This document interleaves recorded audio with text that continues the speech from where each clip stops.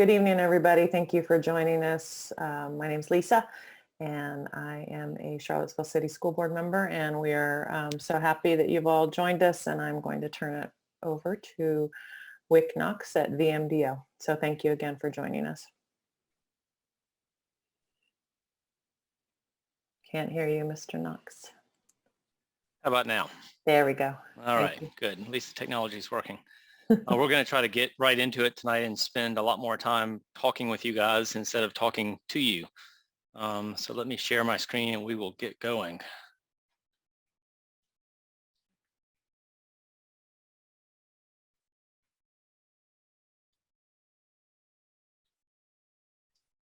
How about that? Can everybody see the title screen? Yes, sir. How I can see all you guys. All right. So this is meeting number 3. We last met 3 weeks ago where we showed you a lot of information. I know it came a whole bunch at once. We did that because we were sending information off to the cost estimators, and we wanted to go over everything in detail with everybody beforehand.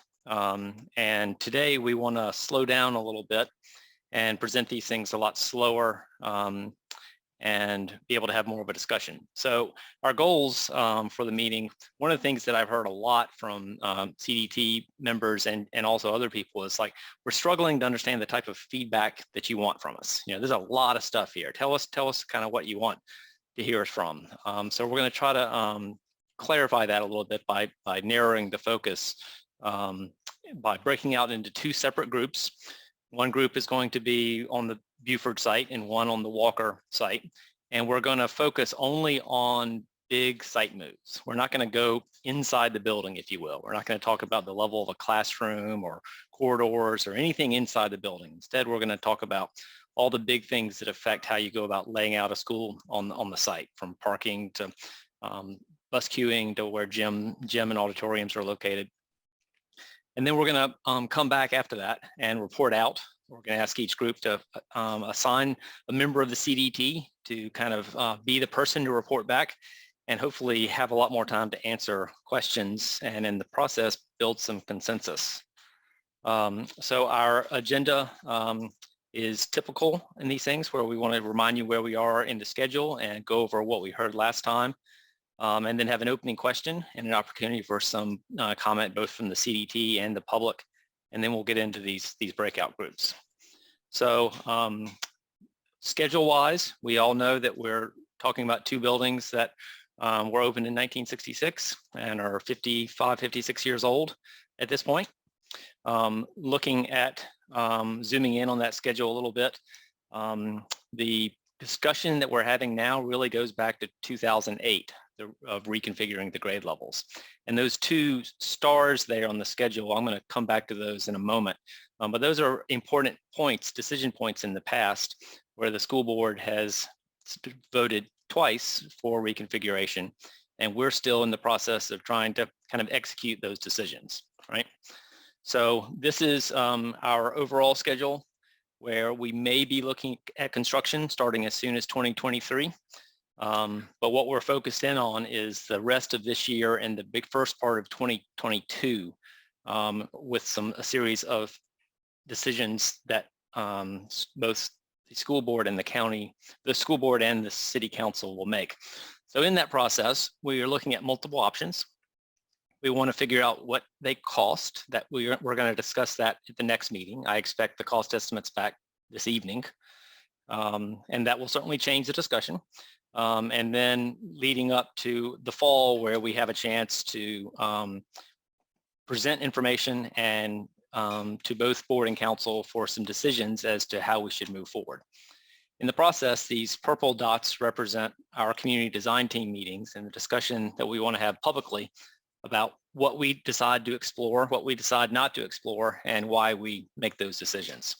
So here we are at meeting number 3, and we really are hoping to really work towards that first day of school, right? To show the work that we've done over the summer and build some consensus and some momentum among the community at large for what we want to do. So this is a zooming in on those schedules. One of the questions we got last time is, when do we have to make a decision? And the answer really is, it's not so much making a decision or choosing a scheme, but going through the process and developing multiple options that we could then discuss as a community in the fall, right? And so that's what today's meeting and the next 3 that follow will be about, leading up to that point in the fall. At this point, I'm going to turn it over to Kristen. And Kristen, do you want me to advance for you, or have you take over? Yeah, you go ahead and advance. It's just a couple slides. So we're going to start breaking our what we heard section into visioning and values, which we started discussing last time, and then we'll get to a little bit of questions and constraints. So if you want to go on to the next slide, Wick. So visions and values. Obviously, this is an ongoing conversation before our formal process, as Wick was just showing, and all the Gantt chart bars started. There are things that we know about the city schools, about what we value, neighborhood community schools, and equity as a prime driver of importance that have been in much discussion for generations, but also that have been shaped in the last couple of years. You can go on to the next slide. And a little bit about specifically what we heard about vision and values at the last CDT meeting. What makes Charlottesville and Charlottesville City Schools unique? I think we all know it inherently that it's a unique place to be, but what makes us in the school system different than anywhere else in Virginia and anywhere else in the country? We also know this process is complex, as Wick was talking about. There are lots of ongoing questions, so a little bit of update to our meeting process and how we're going to continue to address those. We'll have some dedicated time to answer kind of frequently asked questions during our what we heard and kind of the update on the scope and constraint side. And then as the meeting formally concludes with the CDT, we will stay on and answer as many questions and open forum comments as you want to share. We're here, we want to talk to you, but we'll let CDT members get on to their evening as they need to. So that's the plan for the end of the meeting, post breakout groups. And then we're going to continue to update all of the resources, and more specifically, if you want to dive deep on the capacity study or previous presentations or anything like that, that is always being updated on the facilities webpage. And we're working to make these resources more user-friendly. Heard some specific requests for kind of like a previous FAQ document and printed resources that we can be handing out. So we're working on that. And if you have ideas or feedback about how we can make this more accessible, please let us know. And then again, we heard the desire to move more deeply into unique Buford and Walker conversations. So that's how we're going to structure the meeting today.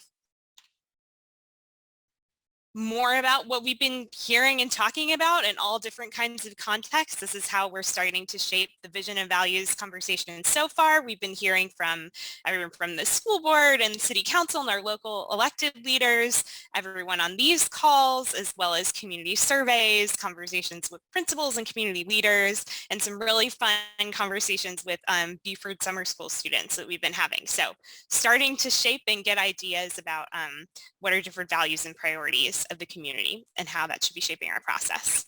And going forward, we're still learning. There's a lot more we need to know and understand. So we are launching our visioning and values survey starting today. I'll put a link in the chat. And we are also still actively recruiting for our think tanks. I'm sure a lot of you signed up for this through our original Get Involved survey, but these are kind of more specific topic area groups that will be assembling over the next couple months. So if you haven't signed up for these already, really encourage you to do so. Or if you know people who have particular interests, really great teachers or community members, parents and students, we want them to be part of these groups. So please encourage them to continue signing up through the survey.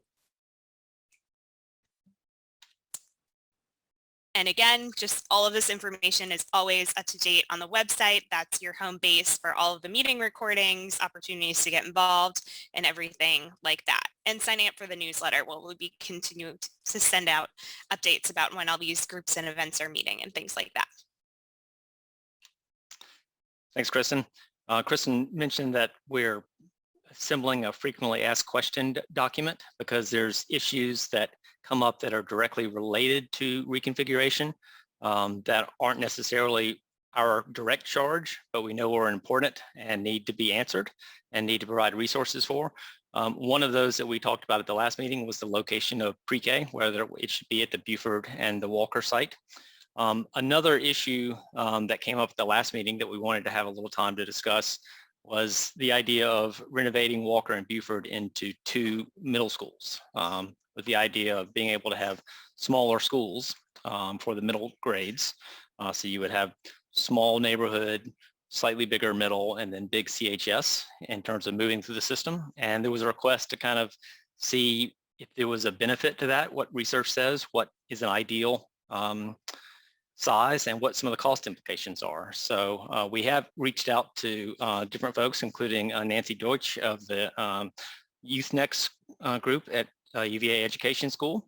And Nancy, I'm going to ask you to weigh in on this in just a second, but I want to go through some of these other items that came up from last week. Was that if you did this, the real way to, what it was suggested, and again what we heard, was that the real way to address equity would be to redraw your boundary lines for all your elementary schools and get it solved there, and then feed into, have 3 elementary schools feed into smaller middle schools.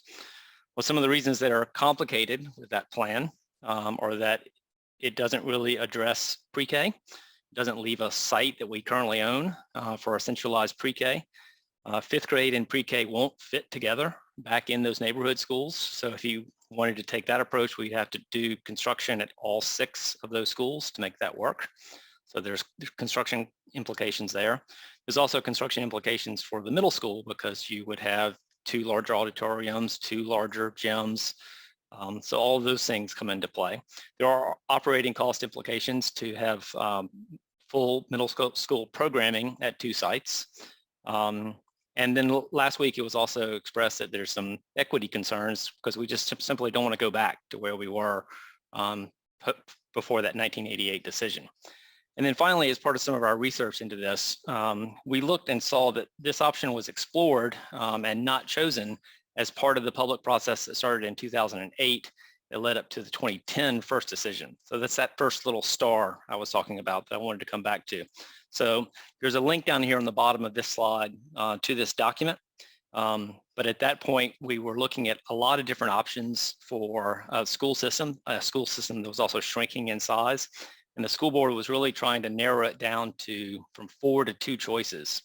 And one of the choices was 2 middle schools at 6 to 8 at a smaller size. And that choice wasn't selected. Instead, keeping the school configurations the way they are, and then creating, at that time, a pre-K through 5 neighborhood elementary schools, and then a 6, 7, 8 middle school, a single middle school. We've since grown, and what's different from here is the idea of having that separate pre-K to deal with that. So with that, Nancy, would you like to chime in a little bit on what the research tells us about the size of middle schools? Sure, absolutely. So I think, so first I'll say that there's not a ton of work on middle school size specifically. A lot of the work on school size has been done with high schools. And in general, I will say that the research on school size and specifically on middle school size is sometimes hard to tease out, because there are a lot of confounding factors in that oftentimes school size is actually conflated with also other factors like socioeconomic status of the students in the school. So schools that are larger tend to be in different settings than schools that are smaller, both in terms of socioeconomic status of the population it serves, in terms of urban, suburban, rural settings. So there are lots of other things that impact what you see in terms of effects.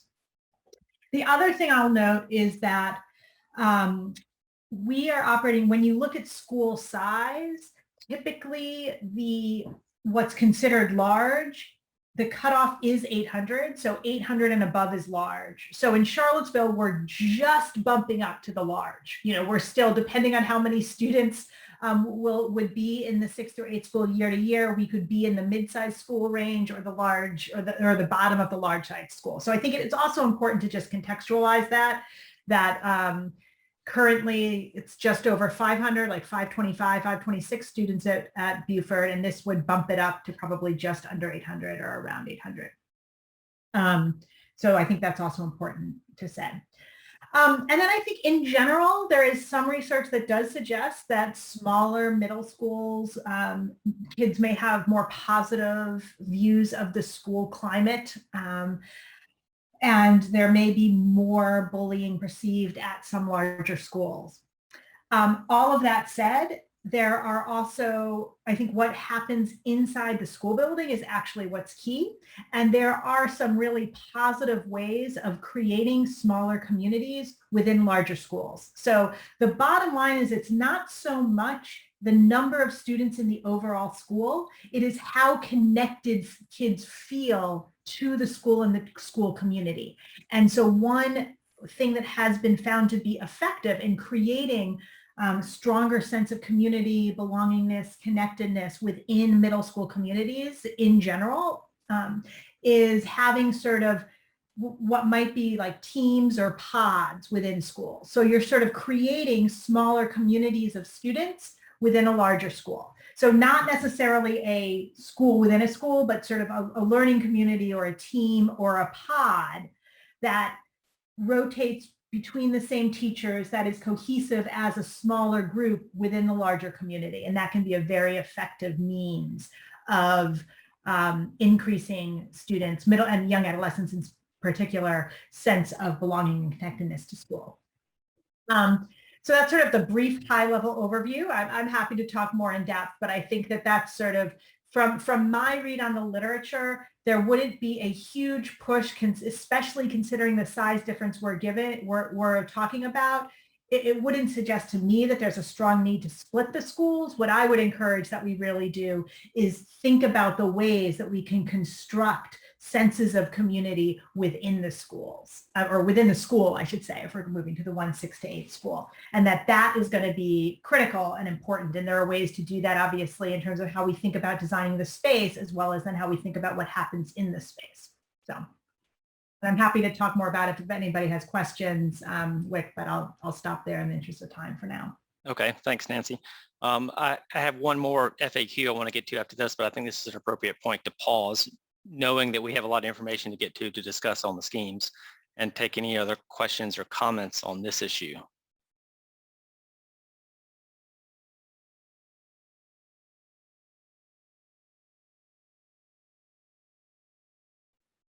Is that the size issue? Yes, the size issue, having 2 middle schools versus 1 middle school. Thank you.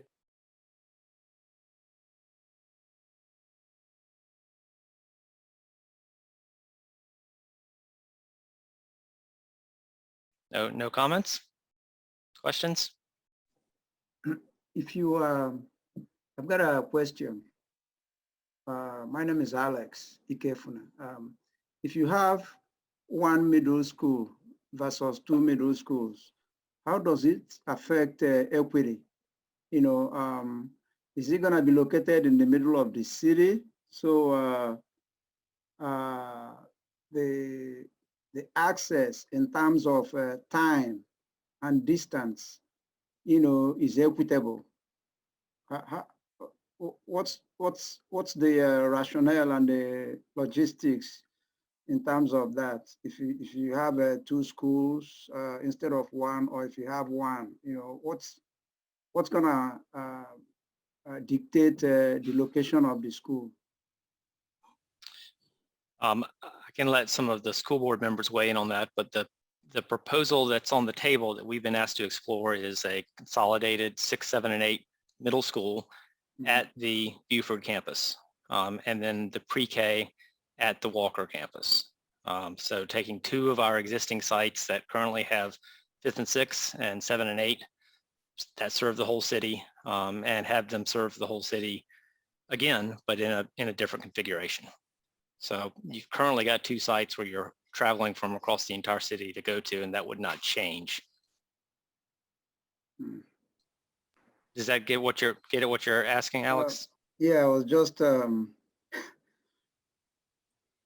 curious in terms of if you have a school located in maybe Harris or say Jacksonville, and somebody is coming from the university area, that's pretty far from that location. For instance, if you have only one school and it's located on Jacksonville area facility, so every morning somebody's gonna be bused from the other side of the town to the other side of the town,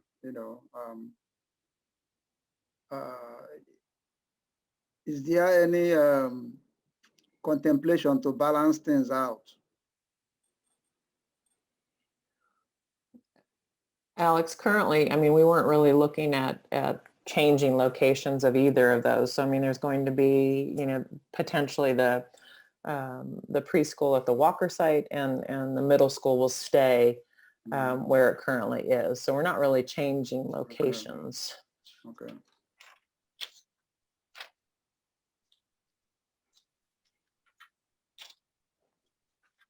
Anybody else? The only thing I would add to that is just that early on when we were contemplating how to address all the different issues that reconfiguration seeks to address, we decided early on that since land is, not easy to come by within the city limits, that we were trying to come up with solutions working with existing school properties. So that was something that, we resolved pretty early on, just because if you get into trying to acquire additional property, that adds a whole other level of complexity and cost in trying to move forward. Okay, I'm going to move us forward. We can always come back and discuss any topic, but another question that came up last week was the idea of capacity.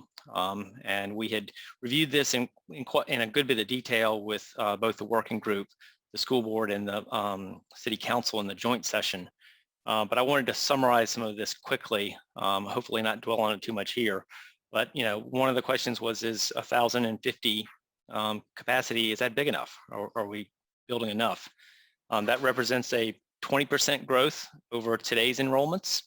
The state of Virginia would actually consider that a 1,200 student capacity school, because they consider when you see those stats across the state, they assume that every single classroom is occupied for every period of the day, which isn't how schools work and function.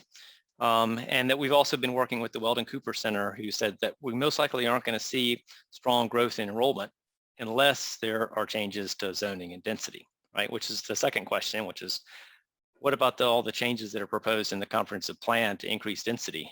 And one of the issues there is that that's very difficult to model and figure out.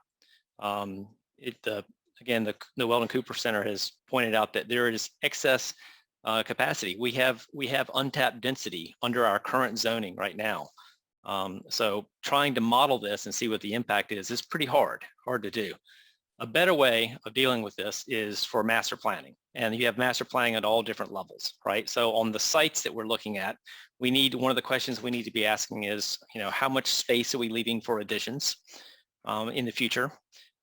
We also need at the level of the comprehensive plan to be looking at, if we're really thinking about the population of Charlottesville growing to that degree, we're going to need to find new locations for schools. And then finally, at the level of the school itself, there's other ways to adjust for this in terms of what you consider a teaching station, resources that you provide, and how you build with flexibility. We don't do buildings out of cinder blocks anymore, right? We do them out of metal studs, and we will construct them in a way that will allow for changes to occur for different sizes and fluctuations there. And our current reconfiguration plan also helps create capacity system-wide, right? We create capacity at the elementary schools because you can have more fifth graders per classroom than you can pre-K, right? One is 25 to 1 and one is an average of 14 to 1. So you create capacity there. You create capacity at the middle school because you're building more seats, you're building a bigger space. And then by bringing in some of the admin space and trying to consolidate that at the Walker site, you're creating capacity at the high school level. So the current plan allows us to create capacity across the entire system without having to redraw boundary lines and work with the existing real estate assets that we have. It's also worth noting, we haven't gone into this with you guys, but these are the growth in the elementary school rates, right? So for a long time, we were seeing a decline in the student population that changed around 2010, and we saw some really sudden growth. At that point, the school board commissioned us to do the capacity study. And that study was the one that produced the 1050 number recommendation for the middle school. And since then, we've seen some drops pre-pandemic. And then of course, with the pandemic, we've seen a really big drop. So we continue to feel good that the planning number that we're showing is responsible.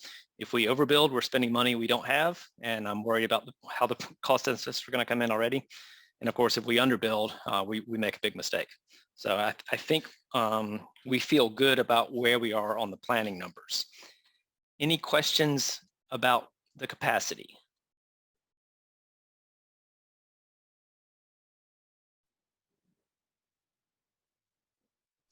Any questions? Can I ask? Oh, go ahead.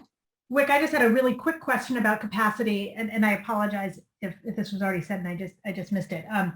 Does it take it? I know that currently there is a pattern of pull out and put back in around so that the enrollment kind of decreases at middle school and goes back up.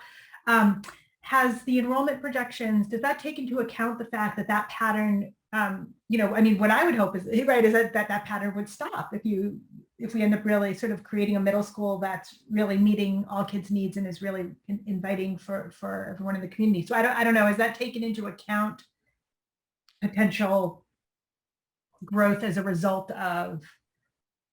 It has been, and I can let Maria unmute and discuss that. But that's one of the reasons that we look at the elementary school grade levels. So we look at the 3 grade levels at the elementary school and we try to match that. So we're not starting with the existing middle school numbers. We're starting with the elementary ones.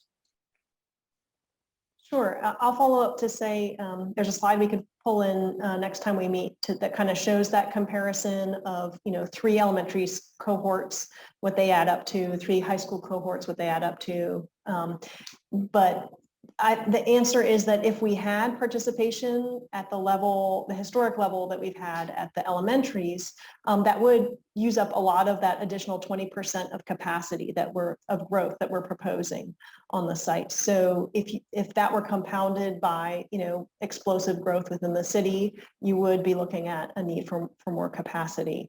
At the same time, it probably, you know, it doesn't make sense to double build extra capacity, you know, both anticipating increased participation and explosive growth. So that's kind of the sweet spot that we've hit on right now. So what are some of the variables you guys are using in terms of growth projection? What are you relying on? Wedding Cooper, American Community Survey, proposed development, and what have you? What are you relying on? Right. So we've been relying a lot on our collaborator Hamilton Lombard at the Weldon Cooper Center at UVA. He's been a great collaborator, and we could bring him in to talk to everyone. You know, his major points are, you know, birth rates are not anticipated to drive significant growth within the city under 18 population. In the foreseeable future, you know, nationally, that's a trend as well. He really pointed at changes in zoning and how easy it is to develop residential housing as potential sources of growth in the under 18 population within the city. This county is currently developing residential units at a rate much higher than the city, and so that's where we're seeing, you know, sort of family and child population growth more than in the city. Okay. But he would be a great guest for those interested if we want to do a session with him. Okay, thanks. So we are already a half an hour into this thing, but we feel it's important to spend time on what we heard and the questions that were asked previously and address them. But if it's okay with everyone, we're going to move on to our opening question for today's session. and then we will give you some examples of the type of feedback we're looking for and how we've gotten it on other projects, and then go straight into the breakouts to talk about the two different sites. Sound good? Kristen? All right, so for our opening question today, we're going to focus on the two sites. So everyone's get to put your site designer hat on, and we're going to think a little bit about, how does the space around us affect the way we feel, the way that we think. So next slide, Wick. Think about the Buford and Walker campuses. I know not everyone has been there, but hopefully through the photos or having been there in person, you have some idea, and think about either having been there in person in the buildings or walking around the site, or from what you've seen of our images. What is a place on either of those campuses that makes you feel welcome? Is there one? And what is that place? And please answer in the chat, or you can use your raise hand icon if you would like to share with the whole group. Let's pause on the previous question first, Okay. Wick. Yeah. Sorry. No problem.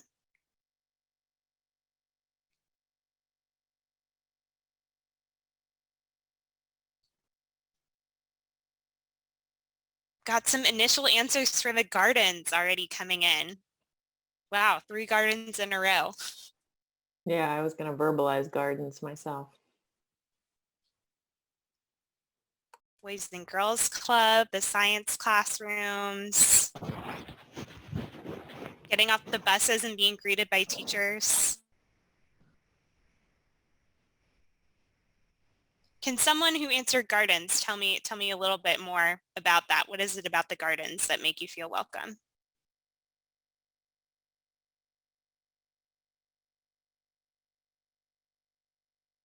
Yes, Richard. Hi, I'm Richard Morris with Cultivate Charlottesville. For the last 3 years, I've had the opportunity to spend time in the Buford Garden with the youth at Buford Middle School.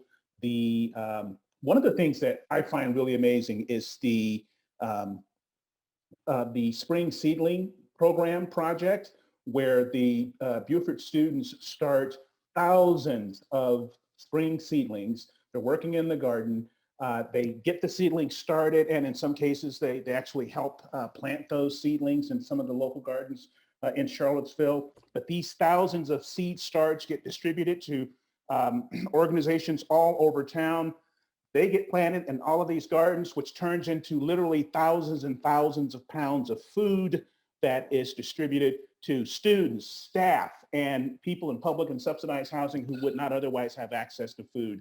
That to me is miraculous. That to me is amazing. What a great story. Thank you for sharing. Anyone else have something to share? I saw a couple comments, I think, come in about the murals and community artwork. I'm typing it up, but for me, the gardens, I think one of my favorite times each year has been the Fall Harvest Festival at Buford. And that's just such a sense where you get to see so many people, families and kids of all ages, and teachers and other community members. So to me, that's just been wonderful. That's great. Thank you. Marlene, did you want to share? So both the auditoriums at both spaces, I've attended either symphony or band stuff. I've done a lot of community political events have been hosted there on weekends. And also, so all those spaces have been great. At Walker, particularly the sports, when I had young kids in youth soccer, that was like one of my favorite locations to go to. And also at Walker is where I traditionally, until they stopped doing the McIntyre fireworks, that's where I used to go actually to get to the fireworks. But I will say that in both locations, I feel like there are serious parking issues that limit the ability of the community to use the space. And I think both spaces should be, open to, adult adult education in the evenings. They should be open to rec programs in the summer and maybe after school. And all of those things are kind of dependent upon having, you know, some kind of parking. It's great. And I think both those places should have, it should be walkable, but also, let's face it, you know, if parents are going to attend a band or a symphony thing, they got to be able to park. I actually know parents who have avoided attending school events at Buford because they just drop their kids off and they come back and pick them up because there's just no parking. Or it gets really crowded really quickly. And that to me is just a real waste. And somehow I think we should be able to pull some money in from the city and from recreation to supplement, you know, the parking issue. Anyway, that's my 2 cents. Thank you. All right, we're going to move on to the next question, but certainly if you have more welcome ideas, please add them into the chat. But if you could go to the next slide. Now on the flip side, thinking about the 2 campuses, is there a place on either of those campuses that makes you feel unwelcome? And if so, what is that place? So same thing, please add it in the chat. And if you'd like to share out loud, go ahead and use your raise hand icon.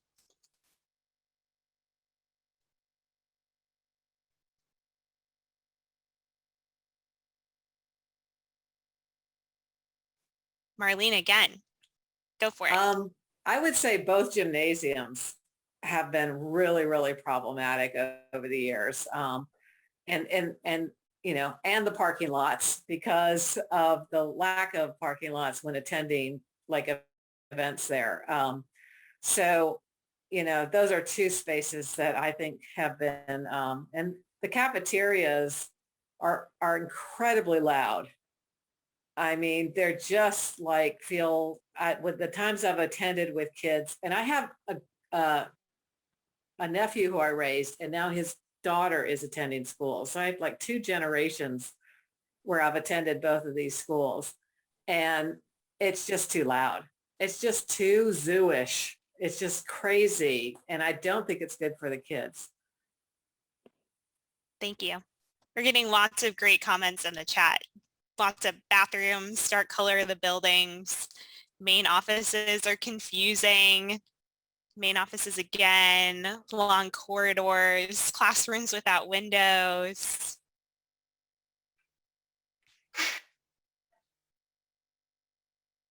Anyone want to expand on any of these? Lack of natural lighting.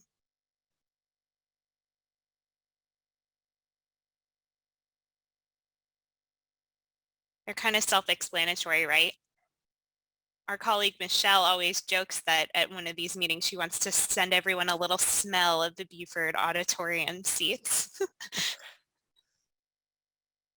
Number of buildings, steep grades and walls. Adam, yes.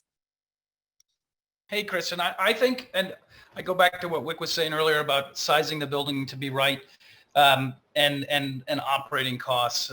In many ways, I think we're successful in spite of our facilities.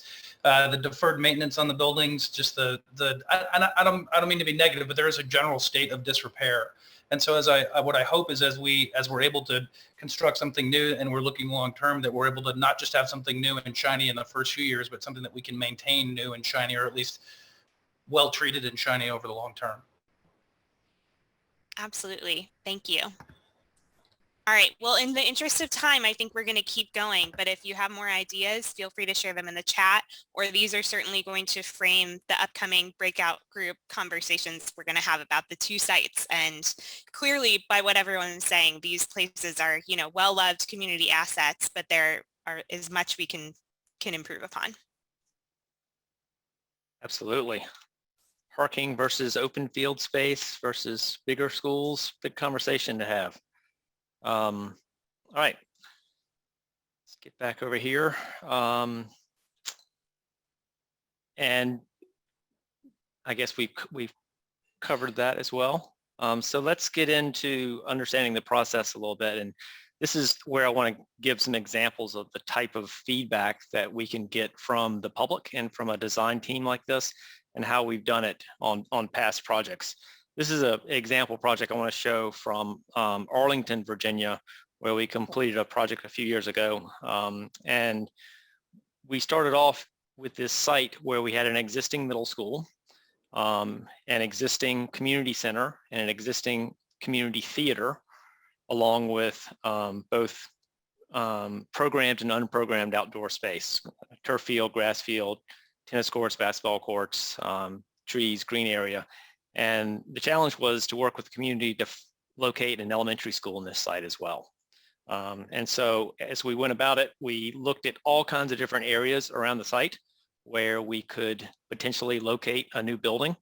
And of course, all of those have ripple effects. If you locate a building on the tennis courts, you have to find a new location for the tennis courts, et cetera, et cetera. And so we had a scheme for each one, like we've done in this process, and we would get Post-it notes and comments on those things, and slowly begin to go through a lot of negative comments, a lot of positive comments, and each time kind of adjust a little bit. And along the way, also try to show different ways of thinking about how you could solve a solution. So in one case here, if you were going to add the elementary school and all the additional buses, we said, well, maybe we can use the fire lane between the field and the community center and bring the buses through the middle of the site. And people couldn't understand how you could do that. So we showed them, well, you can multi-purpose this space and have a restricted space just for buses, but also use it as a play area.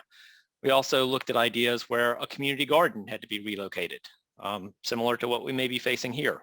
And we said, hey, you've got a hillside you're not using. How about that? How do you put a garden on the hillside? Well, you do it this way. You could have a play space and you could have an accessible tiered garden. Maybe that's something we could think about. At the end of all of these conversations, the consensus with the community was that they really thought about the site as having two sides, and they didn't want that to change. One side of that red line was the community side, that's the community center and the parks, and the other side was the school side, and that it would be better if the school was located where that yellow zone is, and even there, if we could create more park and more green space, would be the direction we should go, right? So we did a test fit concept that the group got behind, which was a multi-story elementary school, and then a parking structure that had a play space above it. And the rendering the view of this is how this would look between the existing building and that elevated play space, which would also allow a covered spot for drop off and pickup, right? So we got busy once that decision was made and looked at lots of different ways in which we could do the building forms, looking at how we could bring light into the building, into a tall building like this, and also still face south and be able to have lots of roof space for solar panels, until we got to a final design concept like this. So you can see the building itself is still just kind of a white box, right? So we're looking for feedback on the kind of form of the building, but what we're really looking for and what drives the process first is the site, right? How is the site going to work? What are the site amenities? How are you going to play on it? How are you going to walk through it? How are you going to drive to it? How are you going to drop off? How are you going to get picked up, right? So in this case, we had this raised podium, and then below it, an area for parking and a covered area for drop off, and then a fire lane which doubled as an outdoor space between the two schools. We had carefully looked at all kinds of different ways in which you could move up and onto that play area at 1 to 20 slopes, which technically isn't a ramp, to make it really accessible. But at the end of the day, we were still elevated up off the street, and there were areas like this where the community said, stairs send the wrong message, even though the building's fully accessible and the plan was. And there was also an idea of just not being really thrilled with having the play area and the open space, the park, elevated like that. And then the community also realized that if you did something like this, you were going to take away all the pervious space. So that's a stormwater issue, and trees growing in containers just aren't the same as trees growing in the ground. Think of the containers on the downtown mall and their small plants versus the trees that grow directly in the ground, right? So we had to go back and revise it again. And in this case, we took the parking and went completely underground on it. It sent the budget up a little bit, but it satisfied community concerns in terms of keeping the park level down, having open permeable space, being able to deal with stormwater, having that open to the public, not having cars in the middle of the site, having them down below, And then you can see here, there's a little jug handle, small drop-off area. So a compromise on the drop-off area, because what the community really wanted as a priority was the park and the open space and to keep cars out. So that was a way in which the process unfolded, resulting in the final design. And those are the kind of the level of input that we look for. So with that as an example, as a kind of a scaffolding example, we want to talk a little bit about our sites and what we're going to do. So some of the questions that we heard last week and in the follow-up is, okay, you dumped all this information on us. What are we supposed to do with it? Are you asking us to choose between these? What kind of feedback are you looking for? And so here were the 6 options, 3 at each site that we showed and that we sent off to get pricing feedback on. And we're going to explore these things from the site standpoint. But as an example of how this process may go, let's look at the Walker sites. Maria developed these helpful slides for us to go over how this process could develop, right? So we have shown you 3 different ways in which we could do the pre-K and wraparound services and central admin at the Walker site. So as we continue to have these conversations today and over the next several meetings, we may say, all right, those are 3 good ideas, develop those, carry those forward, explore those a little bit more. That's probably pretty unlikely. That's probably not going to be the result of our conversations, right? So it may be that, those are all pretty good approaches. Tweak them a little bit, change them this way, change them that way, bring them back to us, see how that goes. That's a possibility. We may shift focus a little bit and say, 2 ideas are really similar and should be combined, and one should be explored in different ways. Show us options, different options on A, right, is a way sometimes these go. Sometimes the feedback we get is to narrow the focus completely and say, B and C stink. What were you thinking? Explore A and give us some different options there. That's one way in which the process could go. And then hopefully it doesn't go here where we say all 3 of them are terrible, start over, but it may be where we end up going, right? Or then something else that comes out of the conversations. So again, the design concepts are the Venn diagram, the purple here between the priorities and values that the community gives us, that the community design team gives us, and then our constraints, budget, capacity, site, all the other things that we're going to have a conversation about today. And you're going to see that there's trade-offs between these different things. So before we launch into the breakout groups, any questions about the type of feedback in general we're looking for from the group?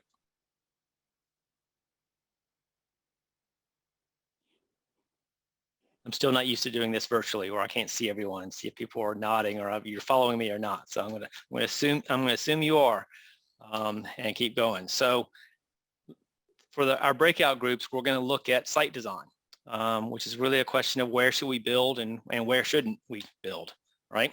One of the sayings that we like to use is to put the large rocks in the jar first. This is from Stephen Covey, who wrote 7 Habits of Highly Effective People. Right, the jar on the left and the jar on the right contain the same amount of material, right? But if you don't take your large items and put them in first, you don't have an opportunity to fill in around them with the smaller pebbles in the sand, right? So we've got a constrained site. We have a lot of competing needs for it. So what we do when we design schools is we look at the big rocks, the big items, and try to figure out what they are and let that begin to drive the site. Again, we're not diving in and going to the inside and talking about classroom layouts. We're talking about big site design. So what are some of those big rocks? Parking, bus and car drop-off, fields, right? The track at Buford, that's a huge one. The gym, auditorium. And it really relates to kind of questions about, they go back to the opening question that Kristen gave us. How do we want people and vehicles moving through the site? What do we consider to be public space versus school space? How do those interact? Where should building entry be? And how does this kind of influence the moves that we make? Because if we don't get the big moves right, then we're doomed, right? We've got to tackle things in the right order. So this was one of our ways of kind of breaking down this complex problem and giving us a very focused thing to talk about today. So with that, and noting that it's already 51 minutes into this thing, we will go into the break. Kristen, how do you want to administer this, or Beth? So I'm going to open the breakout groups. We were having some issues at the beginning that not everyone could pick the group on their own. So I see lots of people are answering in the chat which group they would like to be in. If you will be patient with me, I'm going to get everyone into their preferred group. It's going to take us probably a couple minutes to get all settled, but go ahead and choose your group if you have the ability to do so, and go ahead and join. If not, I will move you into whichever one you put in the chat.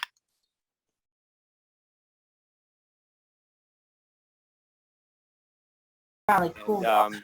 And the site is surrounded by mostly surrounded by local neighborhoods. You have, within about a quarter-mile distance, the train tracks, which kind of borders the south side of the hospital. So here's the Buford site zoomed in. Smith Aquatic Center and Boys and Girls Club are two major community buildings that are on the site, that use the site, and there's some synergies that exist between those two buildings and the existing school. So the existing school you can see there in gray. The major entry points to the site are from Cherry Avenue and from 9th Street, and in all of these schemes that we're looking at tonight, the existing entries all stay the same as is. We're not going to be modifying any access points. Parking on the site, as we heard earlier, is going to be a really important factor to consider for the Buford site. There are a lot of parking spaces on the site. A lot of them are associated specifically to the Boys and Girls Club, Smith Aquatic, or the Buford site, but in reality, the Buford School uses the entirety of the site throughout the day for parking, which puts a lot of pressure on Smith and Boys and Girls Club during those peak hours of school operation. So in all of these schemes, we'll be looking at providing the right number of additional parking spaces that are needed to accommodate the school itself. And so that number is 160. All that you see in red there are associated with Buford specifically, or more adjacent to the Buford School. But we'll be providing an additional 90 spaces to accommodate all the needs for the growth to 1050 capacity. All the existing programs are labeled as you see on the screen. Each of them have their own separate entrances, as you know. These are all separated buildings that are tied together only by covered walkways that have a lot of elevational changes between them. The car and bus drop-off looks like this. And at any point that someone sees something in error, please point it out. This is currently how I think it works. At Buford, all the buses enter from Cherry Avenue, cars enter from 9th Street, but there could be some cars. Of course, there's parking up on the north side of the school where the buses drop off, so there's always going to be some conflict at that entrance. So we're hoping in all of the schemes to, of course, improve the bus drop-off and pickup points in every scheme. It's important to note the major public programs of the school that need access after hours, so the auditorium, the gym, and the cafeteria. Currently it works like this, where auditorium gets access in the evenings from the upper parking lot, and there's handicap accessibility into the main entrance of the auditorium. The gym is accessed from the south side of the site via the service road. There's really not much parking down there at the gym right now. But there is a way in on the lower end. The cafeteria is accessed through the school, but not through the main entrance. For those of you who are familiar with the Buford School, the main entrance to the school is down a set of stairs on the lower side. So all of administration is accessed for at least visitor and public from that lower end. So there's no accessibility from the upper end of parking down to that level. You have to go in and drop down via an elevator. Some other features of the site's lined by a wooded tree line that we want to, of course, when we're considering redevelopment, want to stay clear of and not impact. There are some trails. There is one trail that's kind of buried back there. Not entirely sure how usable it is. It seems to be a little bit overgrown, but there's some potential. The city's looking at ways to improve these trails that would provide potentially shorter routes from some of the adjacent neighborhoods to allow better access into the site. We might be considering improvement of trails like this to be used for cross-country tracks as well. There's a large open green space at Buford, and this space from above seems to be a really great open space. I think when the site was developed initially, it was considered an open opportunity for learning, but the current condition makes it really unusable. There's some low grades. It's really hard to get to. There's really no way to get to it other than just walking through the grass. So this is something that we want to look at a little more closely as an opportunity. There's some other flatter areas around the site. This one specifically, I think, is used for assembly. It's also a good place to build, as you'll see in some of these schemes. So we want to be able to relocate spaces like this where we can. It was brought up earlier that the community garden is obviously an amazing asset and amenity for both the school and the community. Again, you'll see in all these schemes, we're really tight for site. We're going to be looking at potentially relocating the garden, but it's important to relocate it, as it's extremely important to the school and community. And then the field and track is a big point of conversation. How much field do we want to keep? Is the track important, and what are its uses? And so with all of that, this is the area of consideration for renovating or expanding or improving on the Buford site. Of course, we're considering parts of the field, all of the areas surrounding the existing buildings, and all the areas kind of north of those buildings to improve parking. So I'll stop right there and ask if there are any clarifying questions or corrections to any of that information I just presented. Is everybody clear on existing conditions? Is there anything I left out? So this is Marlene Jones. I have a question about the, the integration of this process with the city rec. And also the adult education programs and things like that. Like, I'm kind of unclear, as it's nice to say, well, the city's considering this, but if they don't actually build those paths and make that stuff, then the whole idea of designing the space for, additional use, evening use, whatever, in addition to the school use, is kind of moot. Mm-hmm. And that's a good point. We have been in conversation with folks at Parks and Rec, particularly when it comes to use or different opportunities for the field. So, soccer, Boys and Girls Club, we know that the soccer and adult flag football happens on that field. The track has, even though it's not a regulation size track, it's, it has been used before by the school, the Buford Track Club, and for walking purposes. So, those kinds of things I think are important as we discuss with community, users of this site. And we do know that, whether these particular improvements are going to happen to the trails, for instance, they are things that are being considered for future use. And so I think whenever we consider schemes that look at entry points or walkable entry points, I think we want to keep in mind what the possibilities are, what's being explored now, and that can in some ways help drive these projects and move them forward sort of in priority as we consider the development of the site. So good point taken, Marlene.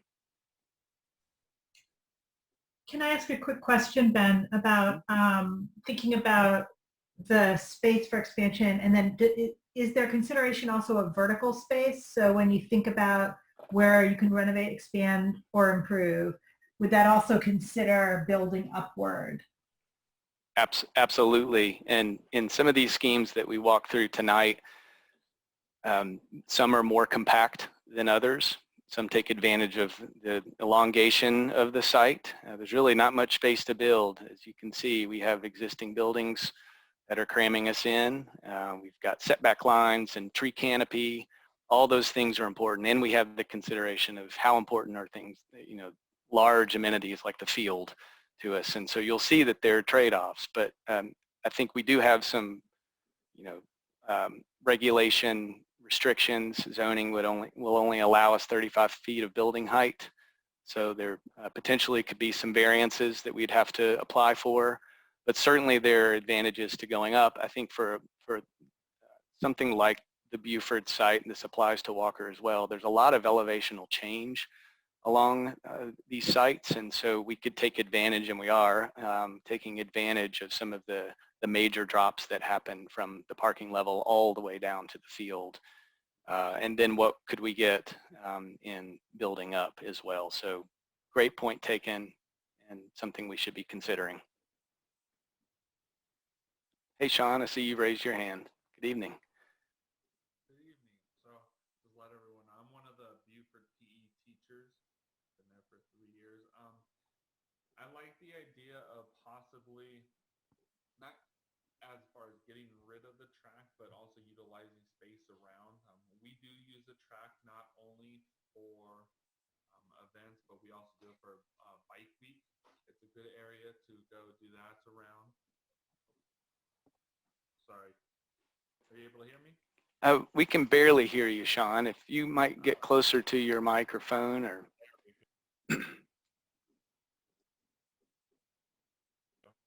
Okay, so with the track, we use it for our bike week. We use it to teach students how to ride bikes at their only flat surface. So if we do get rid of the track, having some utilization of basketball courts, the idea of having trails that go around. I know that the Safe Routes for School nonprofit organization, the community, they've done that at some of the elementary schools and middle schools of the Albemarle School District.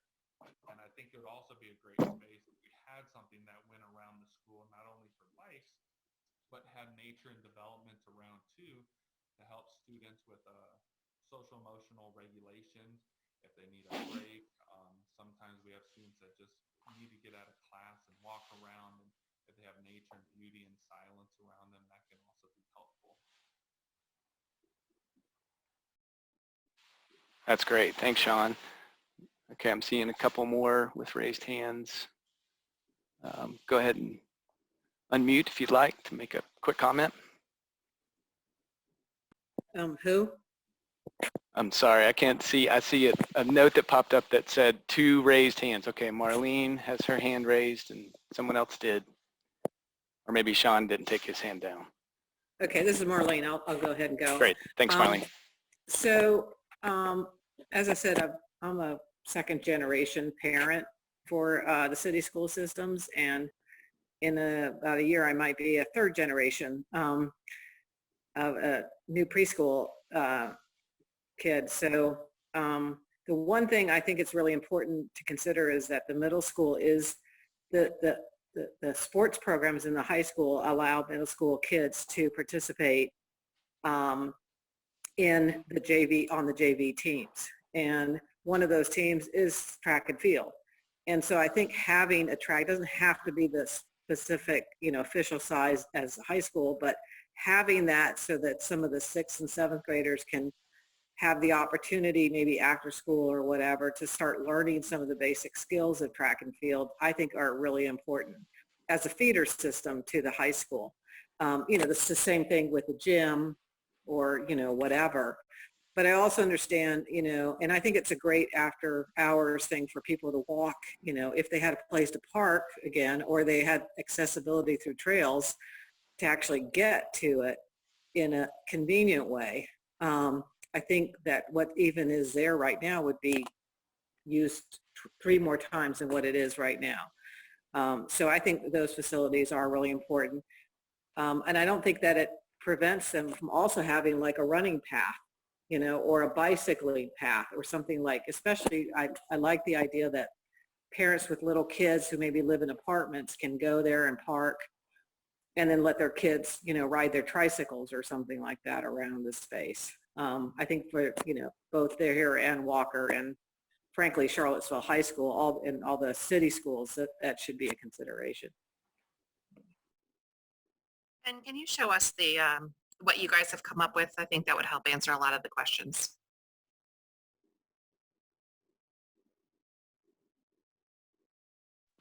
Agreed. Thank you. And it looks like we're going to be pressed for time, so I want to go ahead and move through some of this. We are going to show you 3 schemes, and so here's what we want you to keep in mind and throughout all of these. Where should we build and where shouldn't we? Where are the core spaces and how do they get accessed after hours? And of course, parking is going to be a big concern, and then how much play field is available and who's going to be using it. We've already had a little bit of discussion about that. And are there other recreational uses, as we said? And then what is the quality of sort of the resultant open space that's left, and how accessible should that be? So all these things are going to impact one thing or another. So we'll move through this. We'll try to move through this pretty quickly. I would encourage you to take notes. We're going to have a little mural board that we're going to add some notes to, which will be your comments that we report back to the larger group. So the first scheme looks at preserving all of the field, keeping the running track. And in order to do that, we have to build compactly up on the east side of the site. So we would locate the gym, which would be a gymatorium. We would keep the existing auditorium, building B, and renovate that. That was one of the benefits of this scheme, was that we could keep the existing auditorium as a small assembly space and utilize a large gym for dual purpose as a large assembly space located near the field. All of the parking in this scheme would be located up on the east end of the site. We know we need to get a fire lane around the site for access to the buildings. So it could look something like this. And this is what would be remaining for outdoor space. So we would look at relocating the garden in this scenario to the north side of the play field, and then look at improving the sloped lawn in between. So just a couple of pros and cons for this scheme, particularly relating to parking. Again, putting all the parking up on the east end of the site would preserve the rest of the site for more pedestrian use. All of the track and field is preserved. Parking up on the east end of the site, one benefit is that it creates 2 entries for car and bus riders. So a new car loop on the north side of the site and a new bus loop on the east side of the site. There are some compromises to locating parking like this. All the bus parking on the east side of the site will be built over top of existing slopes. So there's going to be removal of a lot of mature trees on that end of the site to get all the parking in. We've provided some parallel handicap spaces down low at the gym, but not a lot of general parking down there. So that's one of the compromises, that we have this really big new connection, vehicular connection in a fire lane. It's really underutilized because it's just providing 6 handicap spots near the new gymatorium. All of this parking is kind of located far away from that new assembly space, is another compromise of this scheme. When you look at the building itself, again, a compact building, as we've mentioned earlier, has some benefits. A smaller footprint could be a little less costly.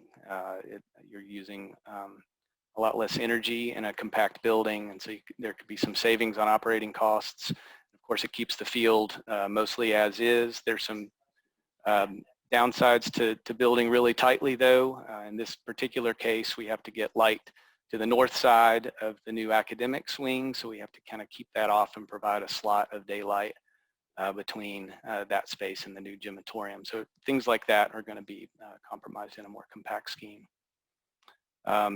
One of the benefits of having this scheme is that we are keeping the existing auditorium as a small assembly space, but then we also get the benefit of the larger one, so the community has use and access to two theater spaces, and as well as the school. Some of the downsides to this scheme is that all of the arts spaces, classroom spaces that are associated with the arts building are far away from the new gymatorium, so that they don't have that shared benefit for performances for the gym. And of course, the scheme keeps the existing track and field. It's been mentioned before that a big track like this takes up a whole lot of open space. So it's really hard to use those kind of spaces around the edges of a curve like that, oddly shaped garden perhaps. You could build north and south of the field, but for a garden, but we'll need a fence and such. So there could be some compromises there, of course. In this scheme, we located the garden to the north so it could get some good southern exposure and wouldn't be shaded by the tree canopy. I see a raised hand. Is that Mr. Morris? Yes, I was going to ask about the sunlight in the garden space. Good. What about the square footage? How does it compare to the existing garden? We're trying to maintain. We would want to make sure that we are finding the same or equivalent square footage, but we would need your input, others' input on shape and size. You know, of course, if you have something really long and narrow, that may not be very usable to a certain degree. So we would want to understand the right size of sure. accommodating a new garden, but we're hoping to keep obviously the same square footage in all these schemes. And just looking at the two images, the small inset versus the larger image, the shape of the garden is very different, very thin at the correct image. Another correct. question: what about vehicle access to the garden? Right. So that's a good question. What do you think? Do we need to have, of course, vehicle access is one thing. Do we need parking down near the garden? Gardens at a benefit. Gardens require, every year you're bringing in compost, you're bringing in materials, you're also transporting, produce out. So you would need to be able to get those materials in. I'm talking like yards of, multiple yards of compost that you're bringing in every year. And you would ideally want to be able to park a vehicle, relatively close. Ideally, yeah, you want to be able to have a vehicle close to the garden. Okay. Great. So in this case, we have a fire lane that at least gets you there. But ideally, it would be nice to park down there. Yes. For loading and unloading. Okay, great. Any other questions specifically about this scheme? We can always come back to them. I can move on to another scheme. One thing I had questions about it from the previous presentation, there's a fair amount of discussion about the phasing and having kids on site versus, moving kids around. So I was wondering how this, make sure you're kind of noting how these schemes relate to, are all the 7th and 8th graders staying on site during this renovation and where would they go? Yes. Because I think the disruption to the kids that are going through the renovations is going to be a concern.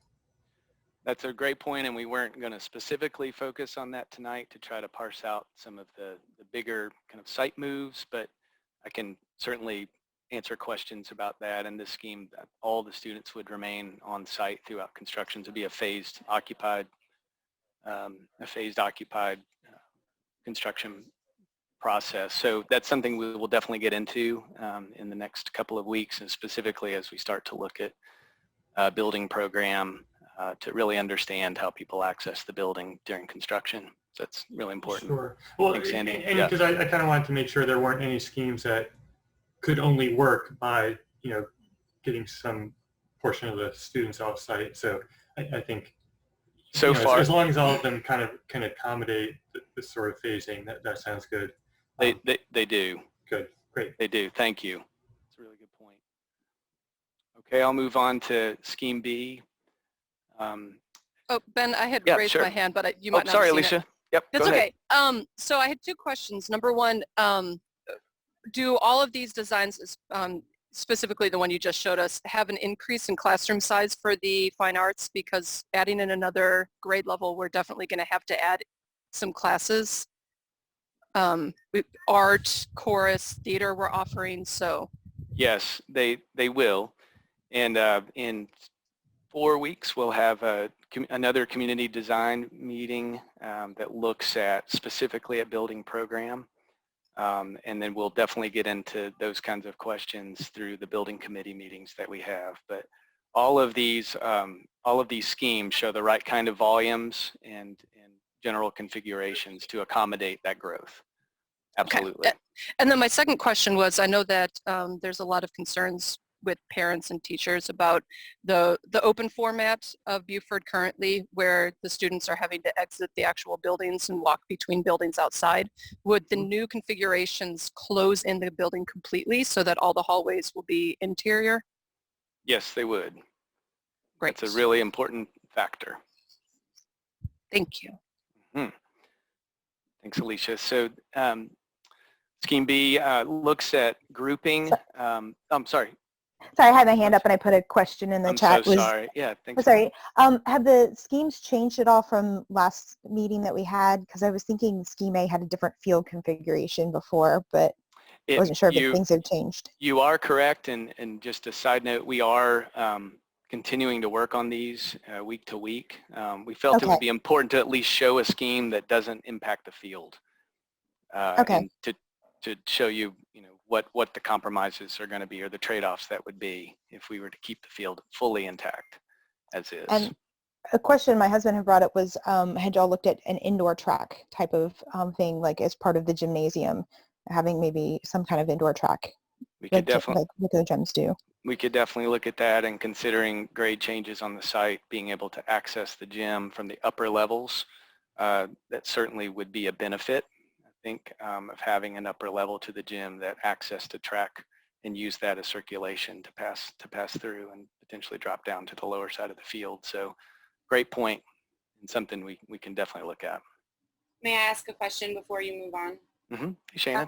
Yeah, hi. We're talking about academic spaces and fine art spaces. Have you guys considered intervention spaces for SPED teachers? Right now, SPED teachers at Walker are teaching out in the hallway, in the library, outside. They currently do not have a space. And I feel like that our students, we deserve a space to have that they can feel comfortable in. And I was just wondering if that was something that was being considered. It is absolutely, and something we'd want your input on as we get into building program for sure. Thanks, Shannon. And I'm going to move on with Scheme B so that we can get through these and comment on them. Scheme B looks at organizing the two major public shared spaces in the auditorium and the gym. And in this scheme, we're actually going to keep Building C and renovate it, convert it into a fine arts theater. So that has its benefits. All the parking would be, a larger parking area would be located on the upper east side. And then we're going to provide a little bit of parking down at the field level in this scheme. Of course, this involves eliminating the running track. We've talked about potentially providing a cross-country loop around the site. There could be other ways to improve all of that for recreational use and some of the uses that Sean had mentioned earlier. And here's the outdoor learning space that would be remaining. Again, we'd look at relocating the garden, this time to the south. I think we could find the appropriate location for the garden, potentially the garden and the parking layout, and this scheme is in the wrong location. Those could flip. Or in this scheme, of course, the garden could still go to the north. But we would have a lot more, by removing the track, we could have potentially more space, more rectilinear space to work with from the garden standpoint. Parking, again, we get a lot of consolidated, compact main parking up on the east side. So there's easier visibility from that parking to the building. This time the fire lane can access the parking down below, also accommodate buses down at the lower level of the gym. So some of the downsides to this scheme, a lot of that parking is up on the east side of the site, so for major public assemblies. It's going to be harder to get down to the arts wing and the new athletics wing. Of course, we've provided, as you can see in some of these landscapes, a lot of big ramps that can move you through the landscape down to lower levels. That's certainly possible. We'd want to consider, you know, the length of travel in those scenarios and versus, you know, drop off at the lower location. So of course, we would still try to retain in this scheme a U12 soccer field. That would be, you know, the Parks and Rec is looking for rectilinear fields. This would certainly do it. But in this case, we would have opportunities to introduce courts like basketball, tennis, and so forth. And in this scheme, the garden, even though it's located down low, which may not be, you know, fully desirable from a sun exposure standpoint, is at least closer to the school. So that's something to consider as well. In this case, these two public functions are kind of together so that we can potentially use the cafeteria space as a pre-function space for the auditorium and the gym. You know, one advantage is that if you kind of put these two big public buildings together on one side of the site, you get kind of a loud or more active side of the site versus a more quiet side of the site. Again, but there's a compromise. You know, the parking's not near it, and the bus and car entry would end up happening on kind of two levels of the school, or buses down low, cars up high, and most of the parking up high. Building C, repurposing that has its advantages from a sustainability standpoint, but by keeping building C where it is, we kind of limit where we can actually build. So here, just a few ideas of what could happen in building or in scheme C and scheme B. Improving the landscape in the center is always something in these schemes we're looking specifically to do, and having, you know, an outdoor theater potentially, looking at finding spaces adjacent to the academic wing for breakout that could be utilized by the school, and then of course the field and courts. So any immediate reactions to this scheme in comparison to others before we move on?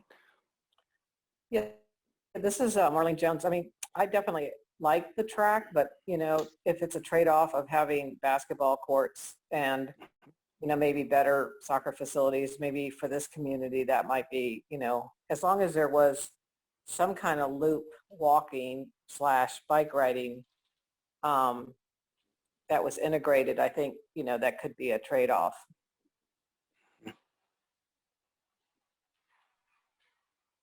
Okay. Especially if you had an indoor track, that would also work. I like the outdoor spaces, the like community or the garden, the theater, and it looks like there's some like outdoor classroom spaces.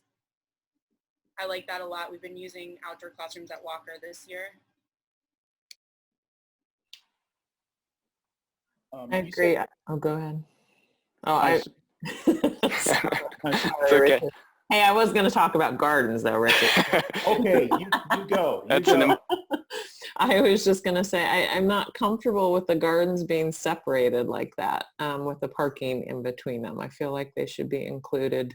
I mean, I just feel like they're way out there, you know, and there's so many people that try and access that. It just feels like it's kind of just stuck there.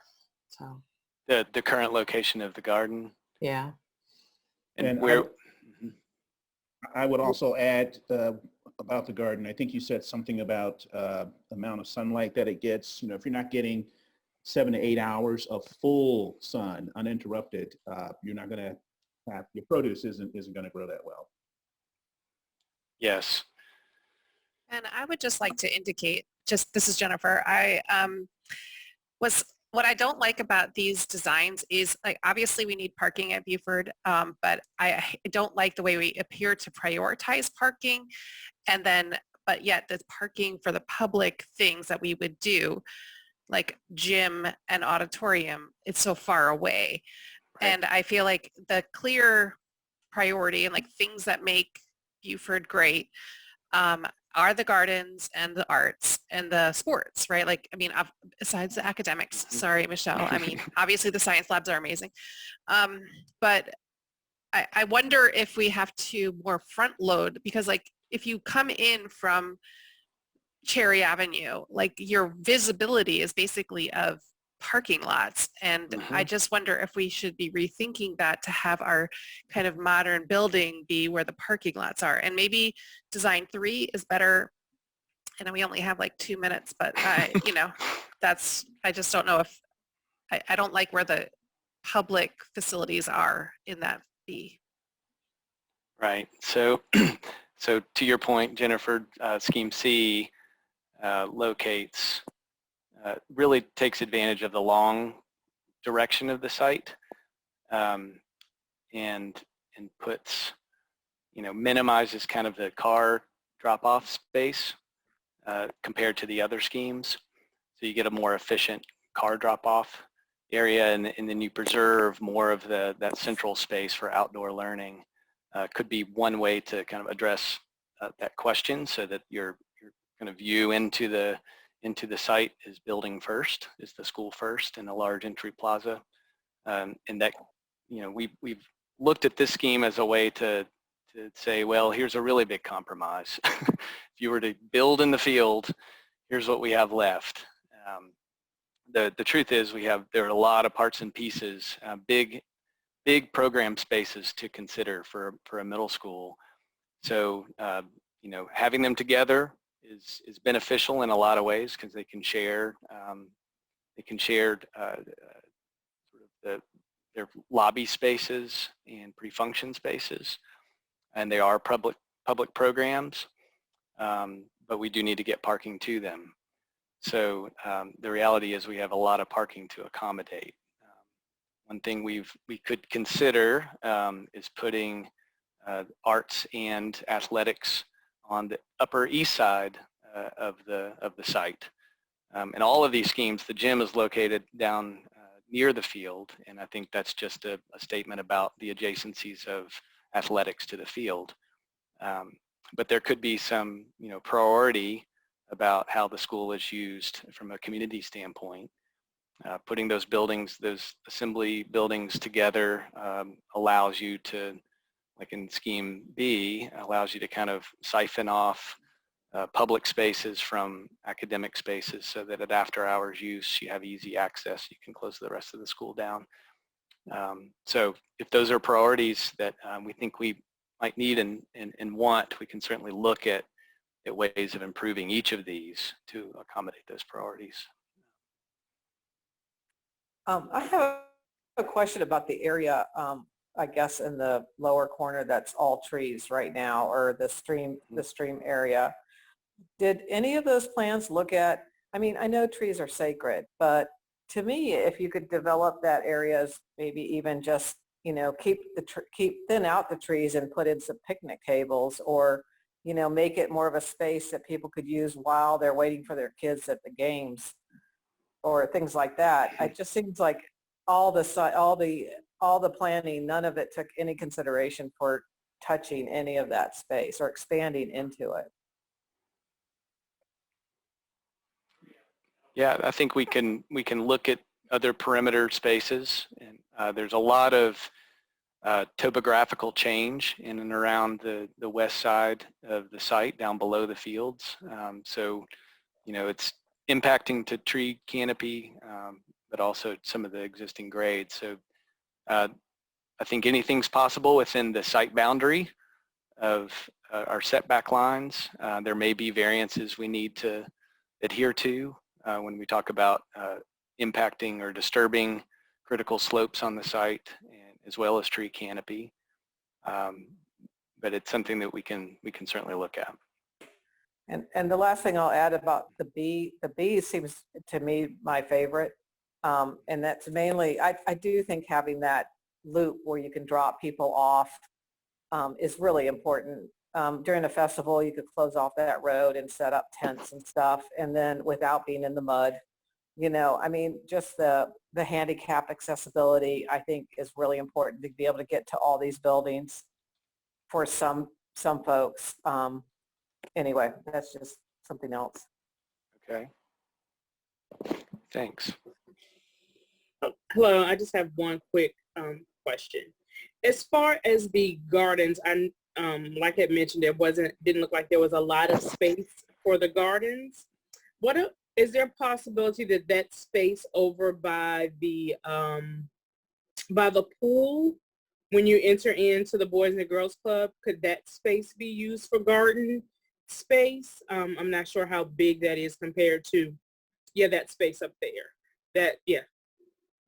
Where the trees are and all of that stuff. I'm not sure how big that space or how much slope is there and how much sunlight that spot gets, but could that be used for gardens?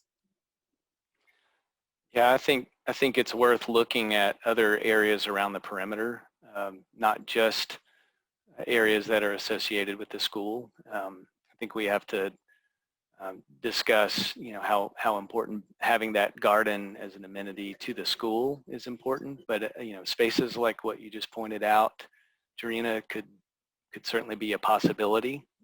We'd have to. Appears to be a lot of slope change there, but it's certainly a possibility. Or so I'm sorry, go ahead. Even asking that adjacent property that's there, maybe we could even ask them if we can utilize some of their space to do a garden there. I'm not sure how they would participate in that, but that's always an option. That could also be an option as well. And I think what we've kind of gleaned from this discussion is the garden is very important, and just kind of sticking it someplace is not ideal. We need to needs prioritize. To be prioritized. And I think kind of if we put some of this parking in the back near the fields or near or closer to the other amenities that are public, we might be able to get there. Maybe not, but I think that it would be a good place to start. Putting more parking in the lower side of the field, but maintaining, recognizing that we would be losing a track in the case of, Scheme B, but putting more parking here to accommodate these two shared programs. I also think it's really important that, the consideration of how spaces could be rented and generate fees to offset some of the long-term maintenance costs of some of these areas, should be thought through also, because, like I said, I think I'd put something about if you built a parking deck that could accommodate maybe 2 levels of UVA parking in the short term, then you would have that space in the long term if this building becomes massively used. You're not in a place where you've underbuilt your parking. And the same thing with the sports fields and things like that. You're going to be able to rent them out. How much you're going to be able to utilize that to offset maintenance costs and have better facilities. Could you, for instance, build a little place where people, different community members could come in and provide snacks, and just have different nonprofits rent that out during those events. Things like that, I think, are really important to be able to, not, have really great facilities for a lot of these events, things like bathrooms and all that kind of stuff. It would really offset the cost of that. Absolutely. Those are good points. Can I speak to the flow of traffic? Currently right now, it gets kind of congested with people going to Boys and Girls Club, or like there's an event up in the center, the arts and in the art building there. You have a terrible time trying to park and get around. So of course parking is important, but I saw buses around the backside and all kind of things on each of your designs. Can you be clear on the flow of traffic and direction that you're choosing? because it's just a little bit unclear. Okay, sure. I can do that really quickly. And if the buses are running one direction, is that an entry in and an entry out? You know, what's the true flow of traffic and one lane, 2 lanes, etc. Surely.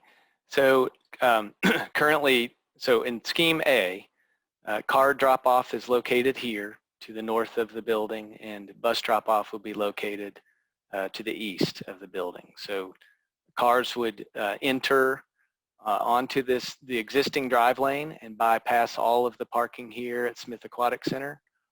And so the drive lane would be running south along where my arrow is. Cars would queue up along the curve, drop off, and then they would continue the curve back to the same path. So this is 2 cars could pass along this existing lane. I think currently that's kind of how that happens.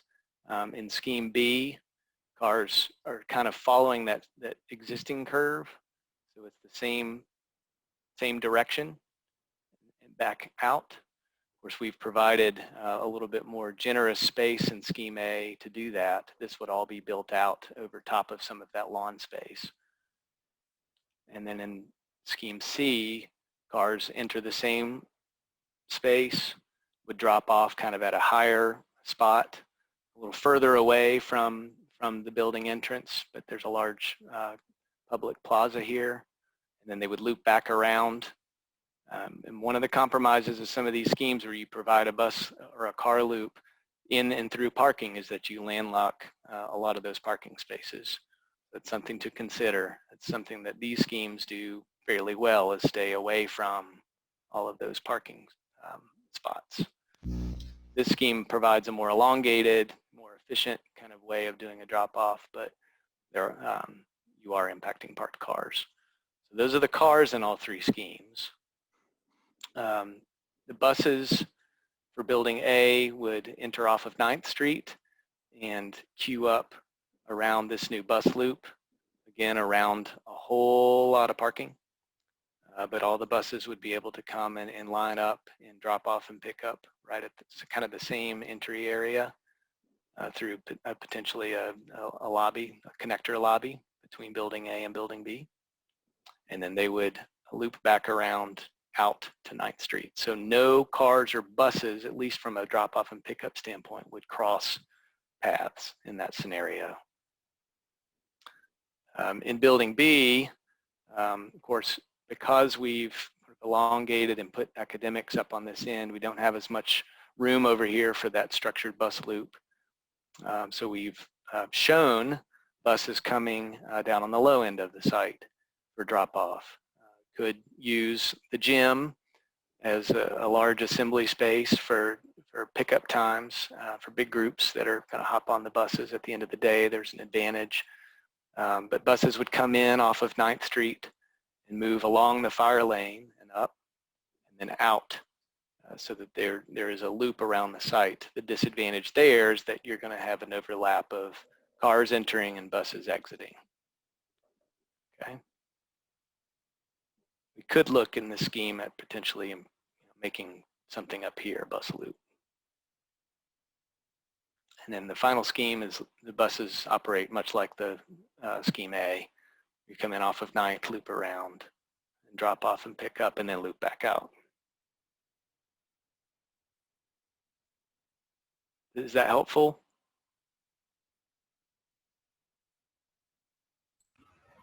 Yeah, it's a little helpful to see it a little bit better.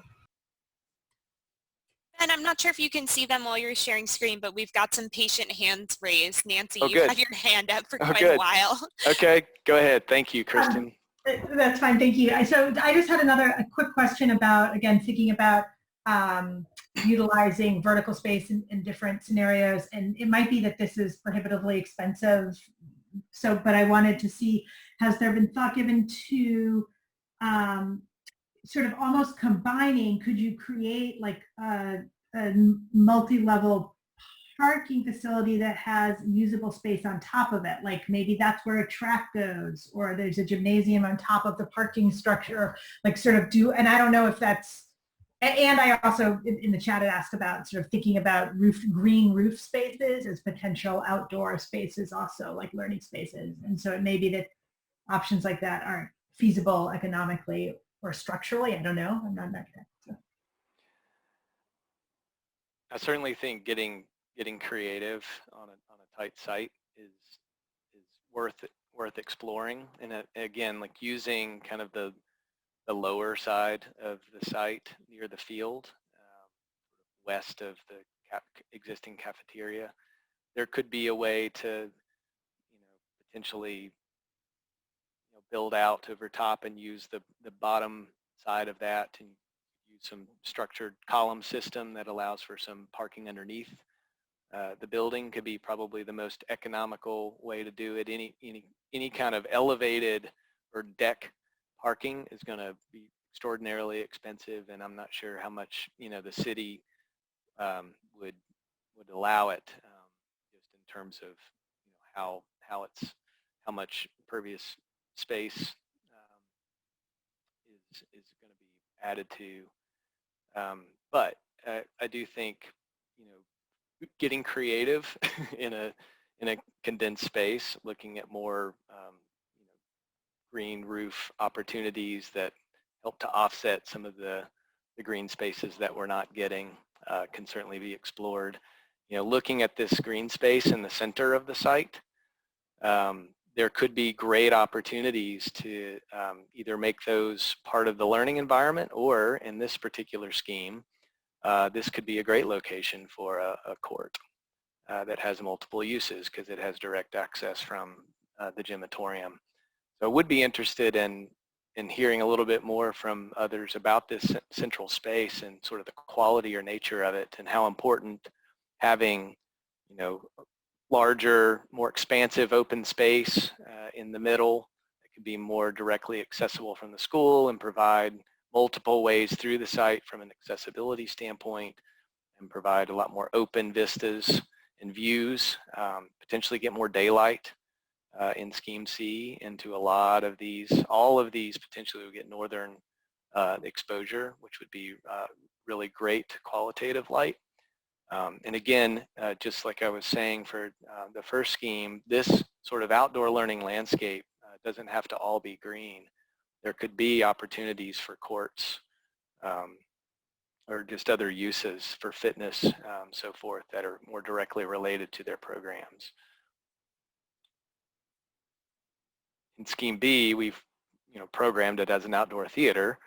It makes a lot of sense. It's would allow for this space to be accessible from the dining terrace, which could be the cafeteria coming out to an outdoor dining scenario, but accessible out to the middle of an outdoor theater.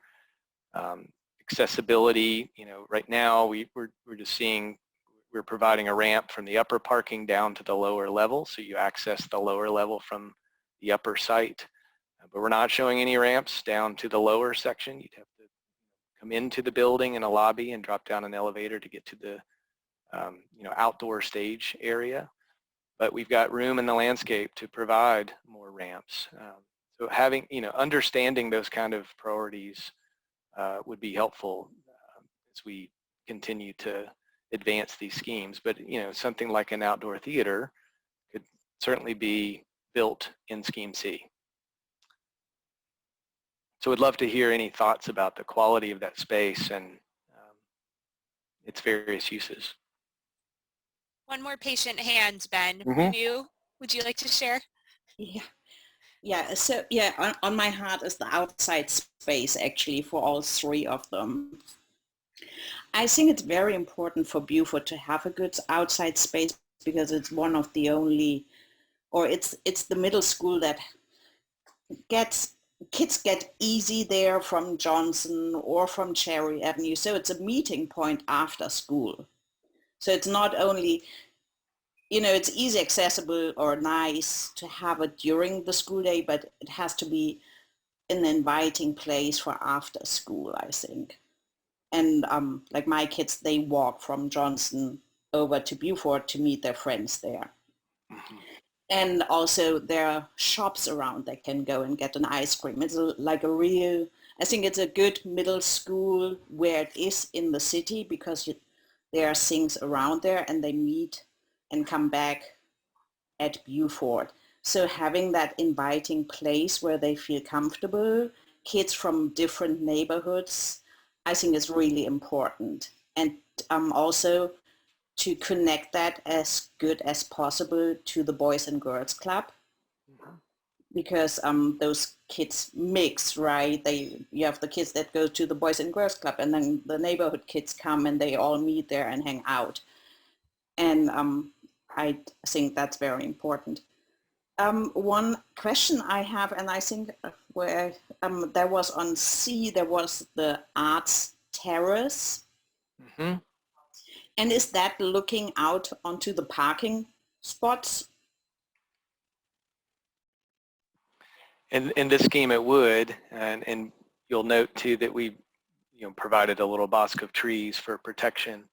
But just by virtue of, and again, these schemes, are just first passes at what's possible. In this scheme, we're looking at keeping the existing auditorium and maybe expanding it out to grow the capacity, and keeping some portions of that building be, but then building a wraparound, expansive or expanded program for the arts wing. So the result is a space like this, which could be used for outdoor learning. Or it becomes, additional parking, or it becomes more green space, or I think, we would love to hear ideas about how to program some of these spaces. All of these schemes will have some compromises and some opportunities. But this could be a place, could even just serve as back of house in staging for performances as well. Hey, Ben, I just want to say one more thing. I feel like I said this in the comment, but what I want to say is at the high school, the kind of I feel like the outdoor learning landscape, what we are trying to do at Buford is really create, less of a campus style school. And I feel like the outdoor learning landscape, the way it's kind of positioned in A, B, and C, leaves those students and staff open and more vulnerable. And I would like to see more perhaps like the learning space face towards the back rather than kind of towards the parking lot. And just having the building, like I think, I understand what you've been trying to do, but I wonder if we need to kind of move the buildings around the where the parking lots are now, and move kind of everything else kind of like a courtyard or like a, I don't know, peninsula even model where the outdoor learning landscape and the garden is kind of the central in the middle of those buildings, but like different. I see. So the concern like just being visibility and safety and security. Right. That's exactly like why we're trying to get rid of the campus style. It's, nobody will actually use this. I mean, I just want to be very clear because it will be very insecure. Like even we had an event out back not too long ago off the cafeteria, and we had a huge security presence that day because of concern about like where the trees are. So security is a huge concern. And so if we could kind of surround the outdoor space with more buildings rather than parking, it might feel more secure. Do you think it's buildings, or is it fence, or is it like a visual barrier like trees, or what does provide, you think, a sense of security that would also allow for public access if it became a public amenity? Right. I would really encourage you to talk to educators, because I don't know what they would use and what they would need to feel safe to use that space. Right. Good point. Well, I certainly think we could use, I think being able to zone the site such that we find the opportunities that are closer and more adjacent to the buildings and find the ways to screen them.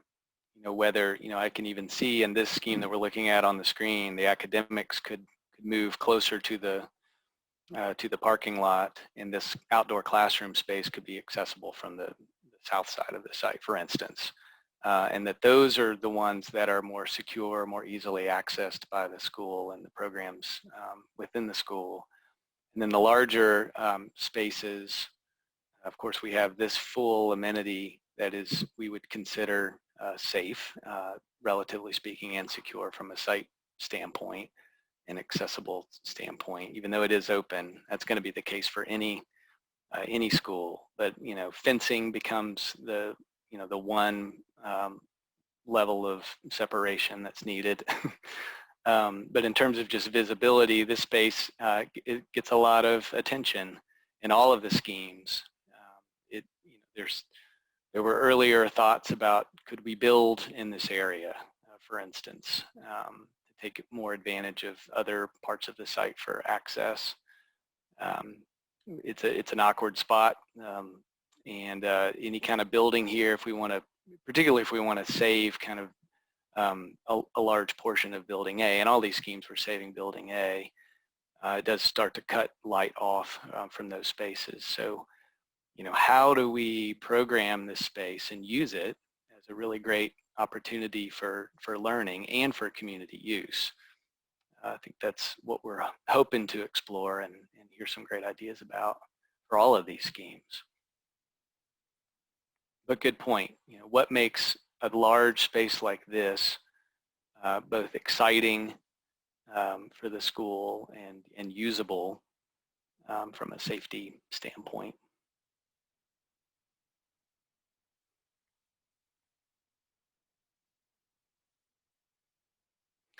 I will say as well that what you kind of see on the screen are some ways of carving this large space up, but this site has a really big elevational change from the parking lot all the way down to the field. So a lot of what we would do here would be providing, if we do carve into that space, we'd be providing a lot of large retaining walls that might help to provide some of that separation, at least visually. From the upper parking lot. And there are potential ways that we could provide safe, rather than allow someone to just kind of walk off into this space from the parking lot, we would provide some sort of enclosure.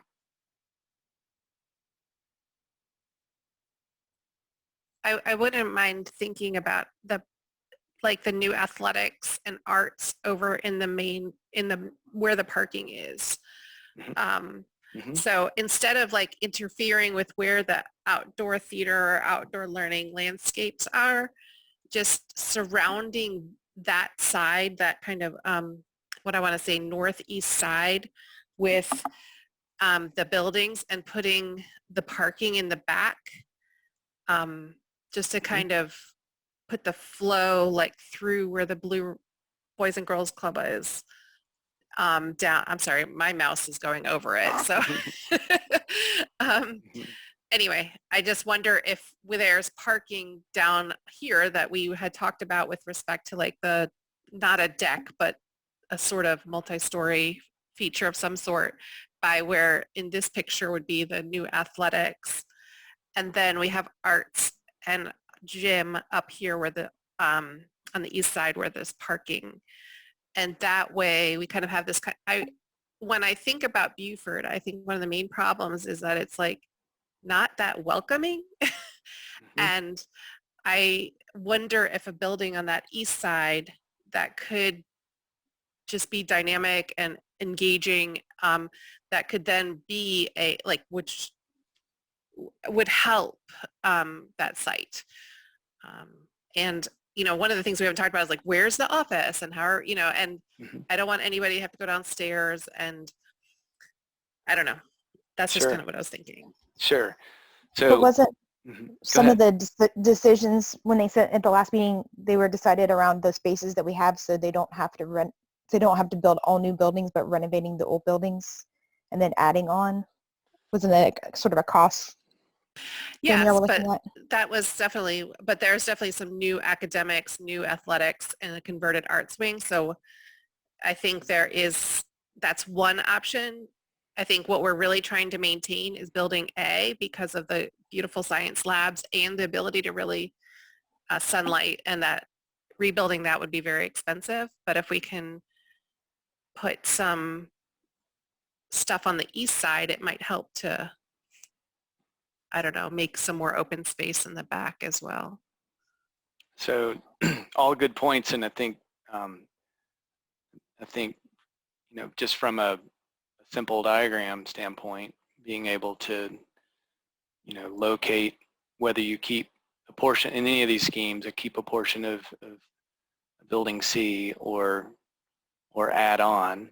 There could be potential for a scheme that looks like this, that puts parking in this area and allows you to build 2 big public programs here, or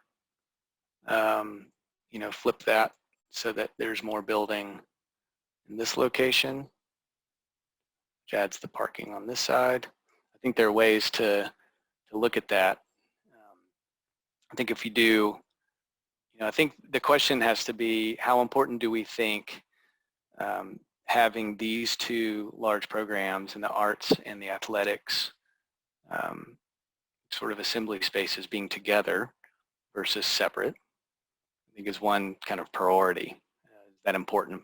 And where are they located? Do they need to be more accessible to the upper part of the site so that the community can get to it by driving and immediately rolling in? Or is it okay to locate them below? If you locate them both up, I can see a really great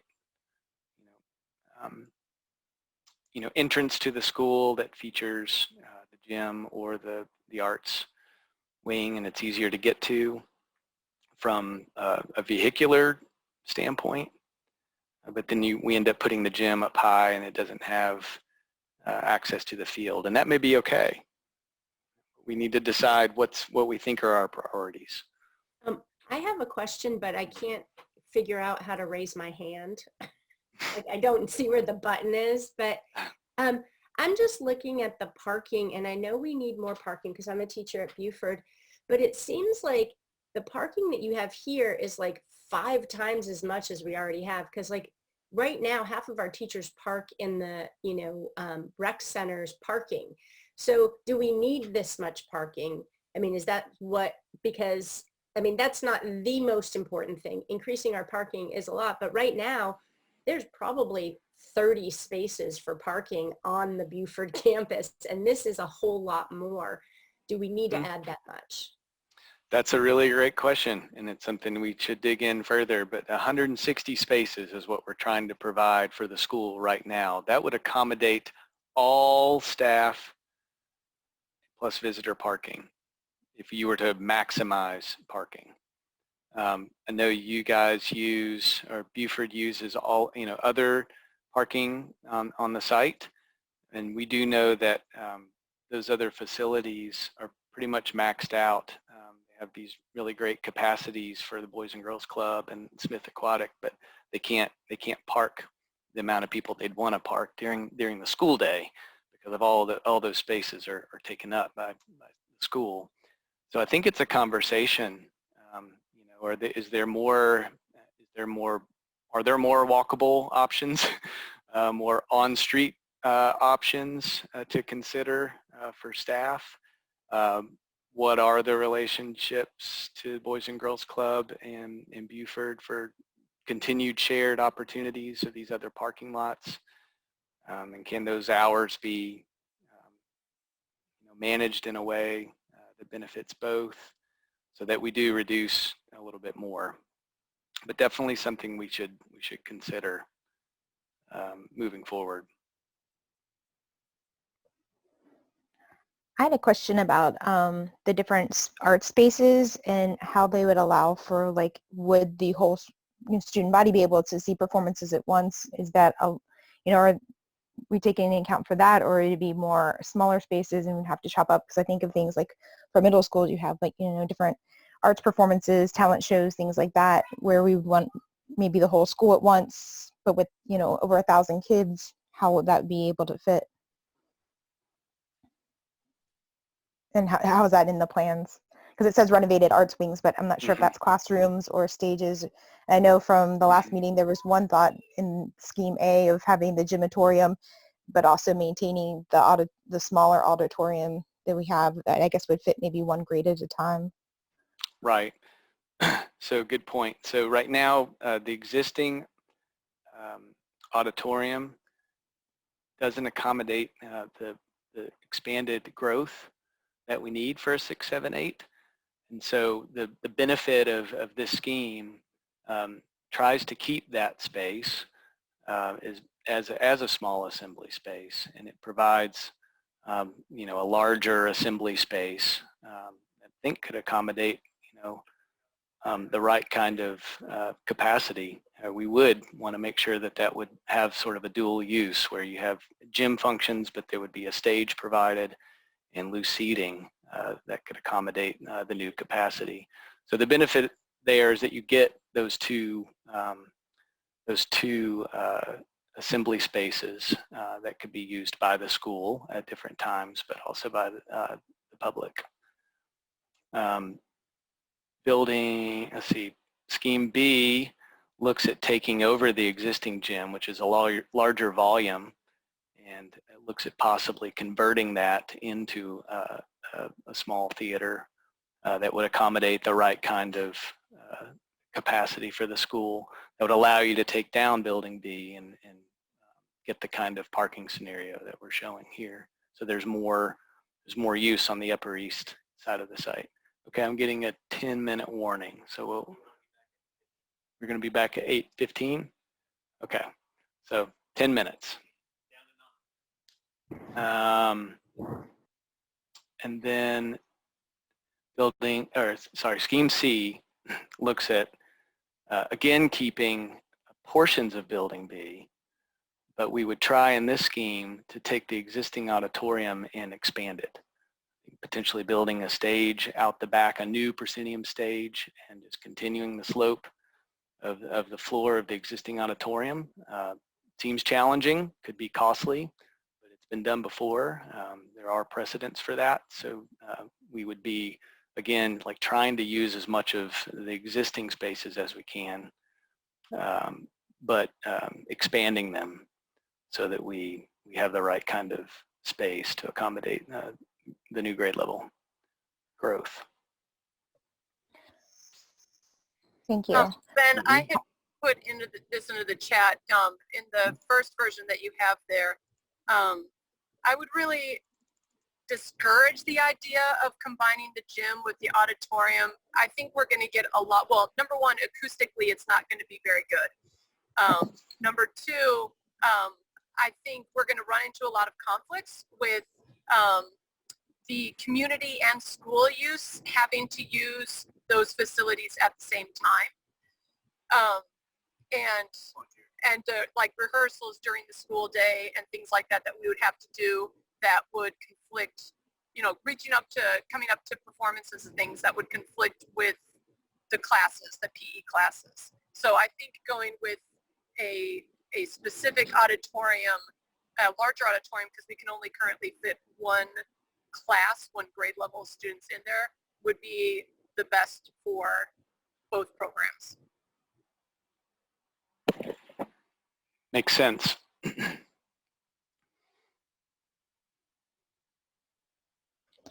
I also wanted to respond to, I think what Jennifer was saying earlier about the outdoor spaces for learning.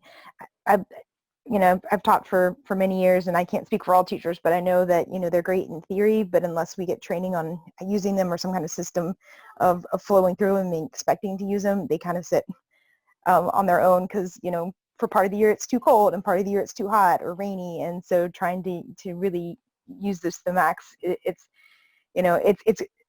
a great in theory, but, when we get kind of our noses to the grindstone of what we're doing, it's thinking that out there is not always utilized as much as we would like it to be used. That's an incredibly important point and something that we think a whole lot about and need to think about for these kinds of spaces and for these projects. You know, what, not just providing and labeling something as learning garden or labeling something as art terrace, but really getting in and saying how would you use this space and what is the right kind of infrastructure that needs to be provided for that space? Is it, you know, utilities like water, power? How does technology move out there and get connected? Is that an important aspect? Does it need to be covered or not? So I think being able to this is a very big, you know, site moves, site zoning way of looking at these sites and saying, okay, if this building's here, then you've got this opportunity here. But as we move forward and really start to look at programming and get down into these spaces, I think it will be really important to hear from you folks, from educators about what's going to bring them out to this site. And then having some champions from the schools to really say, we are going to use these spaces. These are considered outdoor spaces. We can program these spaces week to week to improve our utilization of the school. We can meet out here at the very beginning when the school bell rings. Our class starts here in this space. I think those are great opportunities that we'd like to talk about, but it sort of falls flat if we don't really have a specific use or a program for them. So I think that's a great point, Emily. Thank you. Okay, I see a hand raised. Jeanette? Hi, yeah, thanks. I was just wondering, Emily, if you were referring more to the outdoor theater, like the garden, the learning garden is a specific, already has a well-defined program around it and capacities. I was wondering if when you made that comment, you were speaking more to like the outdoor theater and those learning spaces. Yeah, the outdoor theater, and then there was like outdoor classroom kind of space outside of one of the other ones. It sounds like the garden, we don't have one of, you know, as functioning as the other schools do at Walker, but you know, it sounds like that's, you know, something that has a program to it in a class and something that's already established, whereas sort of an outdoor space to take your class I don't think always gets utilized as much as we would like. Thank you. Right, so is an outdoor theater even appropriate? Or is there another use? And, you know, these are just labels that we've put on them, you know. I know that our sixth graders would probably want to have a playground here, right? I mean, that's one of the things that we're finally getting at Walker, and it'd be interesting to talk about a playground kind of between, again, in my vision, like I see a signature building kind of right in front of and to the north of the renovated academics and an admin dining and building that then brings us down. I don't care what it really has in it, but that it leads to the rest of the building, but also then a playground and the art and the space behind on the west side of the space on land. But I don't see, yeah, a playground would be something also to consider. Where I love the basketball courts though. I really want to have space for garden, the basketball courts, and maybe a little playground rather than an outdoor theater. But like the soccer field could always be used or something like that, just spitballing. Sure. Well, Jennifer, we could certainly look at, you know, one of the earlier questions we had kind of in-house is, do you build in the bowl? Is that even an opportunity? And, you know, in keeping scheme A, keeping building A, we do have the need. It becomes that kind of question of how close can you get before you lose the necessary daylight. Actually, you know, Ben, to those what I was classrooms, thinking or what is, were you? Yeah. So where the entry is, where that arrow is, if you went north from there and then just went over and then kind of had a building there that was a little bit more modern, that could be the new academics or it could be the new one of those things. But I think you could put the main office there and then you put the whatever you put up there, you can put the parking somewhere else on the site.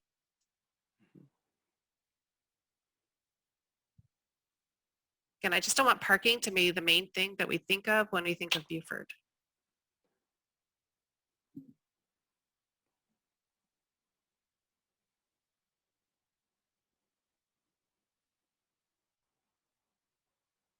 Okay. Looks like we have about 2 minutes. Any other kind of overall comments or specific comments? I don't know if you saw a question in the chat. This is Jeanette. Is there any scenario where the garden doesn't have to move, or is it pretty likely that no matter what, it will be relocated? That's a good question. I think all of these schemes do show the garden moved. Building to the west seemed logical, at least as a first step in connecting some of these spaces, and particularly if you're keeping existing buildings, there's sort of a logical connection and extension of the existing academics, and then it's where do you put the big programs. There could be, I think we're going to be pretty tight. We can certainly look at that if the garden becomes priority. We've got a really tight site and we've got parking to accommodate and building. If there's a scheme that looks at, prioritizing the east and upper side of the site for more building and keep sort of a small connection to the arts wing, then potentially this space here, which we've been building in all these schemes, could be open and saved and preserved for garden. So I guess the answer is yes, we could certainly look at that. Save the garden scheme. All right, Let's just be clear, we were never going to do anything with the garden. We're just going to prioritize the garden. And like maybe deprioritize parking so much. I mean, for the staff, but like we don't have to have the whole, I don't know. We can talk about it, but should we leave now? Yeah, looks like we've got 70 seconds. So we can go ahead and leave and go back in. Thank you so much, Ben. I appreciate it.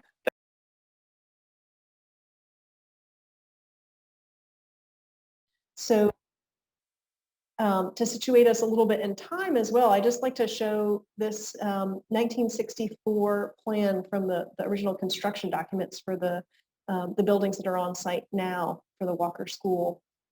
There were a couple, one is off to the north, little residences and some outbuildings on the site in 1964, and it was a gently, or not so gently, but a sloping hillside. The project in 64, 5, 6, made some major moves, put big buildings on the site, and proposed some heavy terracing and site work that you can see on the site today, and create a lot of the challenges that we experience on the Walker site, and then the Crow Pool coming on in the 70s. So today, it's a lot like what was proposed at that time, but just want to kind of show you that scale of that transformation to help us be imaginative and bold as we imagine how are we going to bring the new early childhood center to the site and imagine a new purpose for this place.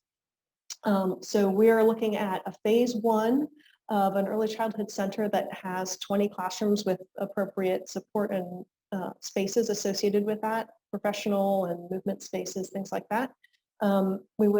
We've heard from the community, from the school board, they would love to do a larger project, but we're anticipating being cost constrained. And so we're looking at a phase 2 expansion that will increase us to 32 classrooms once funding can be secured to expand the center. So not only do we don't know what the project will look like right now, but one overall thing our test fits have shown us, and that was already known really, is that it won't require the entire Walker site, even for the 32 classrooms. So something to keep in mind as we talk today is what are those possible future uses, speaking of growth and density, that we should be supporting in a master plan of the Walker site. We might not be able to identify them, but if we do, that can help us kind of tune our site design to accommodate those uses. So existing conditions, what's already there in terms of the physical and human activity on the site. So because, as I said, we don't need the entire site, where we do build on the site will determine what existing activities can persist once our development is done. So here's our Walker site. Those of you who were with me last week and with our community design team last week have heard these before. We've got major noise from the bypass, which is kind of a liability for early learners. So we're looking at trying to put vehicle spaces along that east side, so parking and things along the noisy bypass, and putting outdoor learn and play space away and shielded when we can. Topography, huge challenge on this site. It's built into the hill, as I mentioned. So if you think about that upper level of building A, which is your main classroom level, as level 0 feet, you just are stepping down the site, in some pretty serious transitions. The cafeteria is 14 feet down and really doesn't have a landscape associated with it of any scale. There's the little slot that you get in. We've identified there's a terrace that matches the elevation down in the corner of the site, but they're not connected, so you can't circulate from one to the other. Down 25 feet from that main entry is the auditorium building. The elevation of that floor at the auditorium building matches actually the field elevation, but again, they're disconnected. There's a little bowl in between at the black top. And then down at the actual floor of the gym, the C building, you are 42 feet down from your classroom level. So serious transition. We talked a little bit about how this is a challenge. ADA infrastructure like ramps takes up space on the site. And we certainly try to make those into landscape spaces that are more than just a ramp, but they take up space that you might prefer to use for something else. These topographic changes also do represent an opportunity to make multi-story buildings, which are more compact, that can still connect to the ground for outdoor play and learn space from multiple levels of the building. And that's that little diagram in the bottom left corner here. So we've made some quick diagrammatic site sections, just showing on top the site section. We're cutting through building A. Rose Hill is on the left, so you can see the slope down to that blacktop level. That matches a little classroom at the top of the gym building, and then the gym building down at the level of entry at Rose Hill Drive. The section below is cutting east-west, so that Gentry Lane is up high on your left. The bypass is on the right, and you can see the auditorium and the field and the black top there in that landscape. So what happens on these sites today besides 5th and 6th grade school life? This is important for us to understand if we're going to make moves on the site. We've got the central admin building. That hosts about 25 staff right now. The remaining 45 are in the lowest level of CHS. We've got building A with a couple important meeting rooms, the library upstairs, which is accessed by walking through the school, and then what ought to be a more public-facing large cafeteria space downstairs of 6,000 square feet, which really has untapped potential. The scale of the room isn't paired with a kind of corresponding level of pedestrian access and landscape out on the site. Those are used for meetings and trainings for CCS, and are open to the public after school hours. In building B, we've got the Youth Orchestra of Central Virginia practicing in there regularly and doing some performances in there. It's rented by a local church, and it also hosts the main mechanical room for buildings A, B, and C. So we have to think about that when we're developing. The auditorium, again, has some untapped potential. It's a major public room, but it has currently no ADA access, compliant access by pedestrians or vehicles. And then building C, this supports civic life and recreation in our community. There are basketball leagues that practice in there, and it's also a polling location for our community.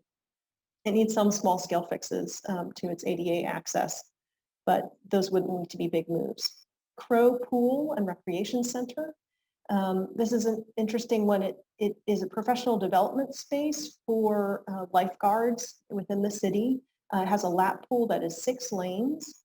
However, it's not, the aquatic portion is not ADA compliant fully, and so it's not open for general swimming. It also has what they call the dry land side, which is a separately accessible community and recreation space. The lap pool, we talked to Parks and Rec, and they confirmed they think that it would be usable for 3- and 4-year-old classes, if that were to be of interest. And there's also the issue that investments in the Crow Pool facility have been mostly paused since Smith Aquatic was built. And Parks and Rec estimates the cost to maintain this building is going to outweigh the benefits in the next 5 to 10 years unless significant upgrades are made. So it's sort of been on the bubble, and Parks and Rec is about to engage in a master planning exercise. At the same time, here we go. And even the gym traffic loop, which is not currently striped for parking, is a pickup location for a local CSA farm. The play field doesn't currently have ADA access, but it is heavily used, reserved by SOCA 6 days a week. It's used by neighborhood dog walkers, and there are community pickup games. Parks and Rec recommends maintaining this at least 300 feet of length if the kind of sport use that is currently happening is to be maintained on the site. We've got the upcoming playground for Walker that has been a grassroots effort to get playground equipment for 5th and 6th grade on the site. That's a temporary installation that will be moved when this becomes a pre-K site, but will serve student population until then.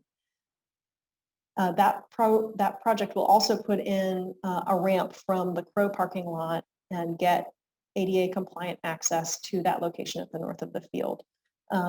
So it is important to note that when we had a conversation to prepare for this meeting with Parks and Rec, they identified water space, rectangular fields, and gymnasiums as the top 3 needs in our community. And the Walker site is currently providing all 3 of these. So these aren't really integral to the early childhood program, but they are serving community life in our region. And I should have mentioned the Crow Pool is actually rented by a number of high school swim leagues, private schools and county schools for their swim team practice, so that we can have local competition in our area in swimming. So I'm going to hop to a little markup. Hopefully we can have a conversation about the site inventory. And I'm going to, I have to actually share my screen, but just hear from you all about what, here we go. What is important to know about these sites that I didn't just talk about? What's valued that should be amplified?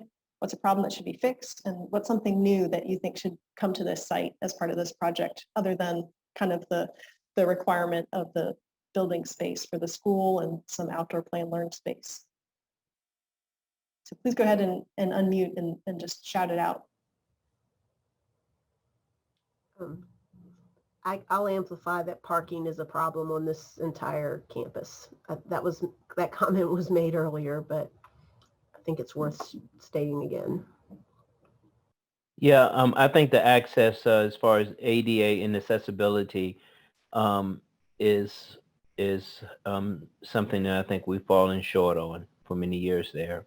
We make it work, but it should be a lot easier. Are there specific parts of the site that come to mind with ADA access, or just an overall?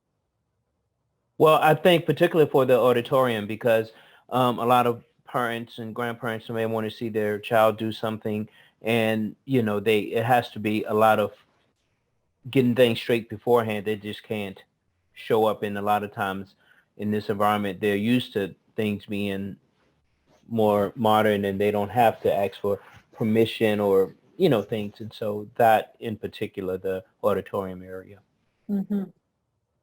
I also think getting into the office, having to go down that big set of stairs to get to the main office, it feels like a little bit of a maze to get there, and definitely an ADA issue there.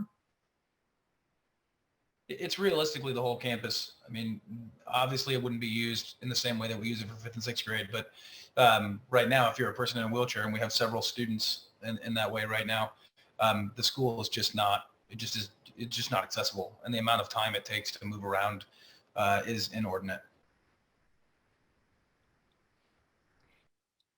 And I think when you highlighted those points, Maria, about the Parks and Rec needs of the community, and that the very things that they're most in need of are in the same are areas that at least the Walker site does some things to help with those areas where they're already recognized deficiencies. Parks and Rec faces the same challenge that we did when we were looking at addressing the needs, pre-K-12, and that land is such a hot commodity and there's so little of it. We also then share in the fact that, we're challenged on the budget front to move forward on these projects as it is, but Parks and Rec will be facing those same challenges. And I guess what I'm trying to say is whatever can be done in the design, if we can't have everything we want and need, both, for the pre-K program and for Parks and Rec, whatever can be done to allow for phasing and continuing to make progress would be great. I don't know what all those options could look like, but the lack of rectangular fields and needing, more aquatic facilities, I mean, that's, if there's any way we can allow for that for the future for the community, it would be great. And allow to expand the pre-K classrooms as well. That's the first part. So is that sort of like seeing a synergy between that community recreational use, as long as we can work around each other space-wise? Is that kind of what you're saying, Kim? Yeah, I mean, I believe in smaller communities, whether they're rural or in a situation like we have in Charlottesville, the land is such an asset. We're landlocked. So I think any planning we can do, I think it's a given that these are, our schools, our community facilities, our parks, our community parks, our playgrounds, our community parks after school hours, that certainly that's the mindset we have, is this is a community asset.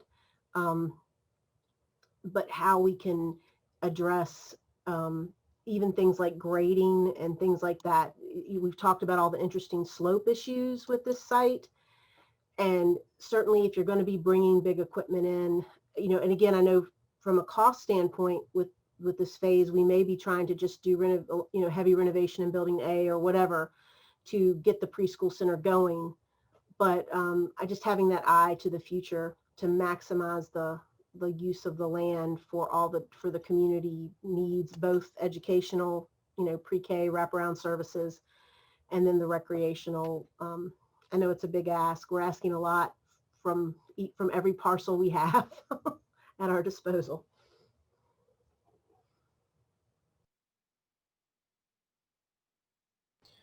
I think I'd add, in addition to the parking, just the pedestrian accessibility, and maybe that goes without saying, but there's no easy way to get to Walker. And the bridge and the traffic issues that are there at the 250 on-ramp, those are significant safety concerns for my kids. And I can't imagine pre-K kids would be doing that walk solo, but that's a concern. Another huge thing, this would be such a win for us if we can get it, and I don't know that we can, but the fact that Derry is this weird U-shaped road, it causes so many navigation issues for people trying to find our campus that people get so confused. They end up on and I tried to explain, you're parallel to where you need to be. It's a big U, go to one end or the other and, loop down. You need to come down one road. It makes no sense to people because if we could get that cleaned up at all. And he mentioned the pedestrian access, bike access is a big thing too. And I think we're seeing more and more students, especially with the enhanced pathway over on 250, more kids riding their bike over here from Mickey Drive and all through the neighborhoods. I think that's it's bike and pedestrian access both. Kim, I think your point about Derry makes a lot of sense. It's just a little weird detail, but Walker's address is Derry Road. It's not Gentry Lane. And we've talked often at the school level, I don't even know if this is true, that the Gentry Lane, I guess maybe it's a Walker myth, isn't actually even like a real street. It's just something else there that's named. And I think there's some question about just that whole clarity of location and locale would be just a nice byproduct of this project.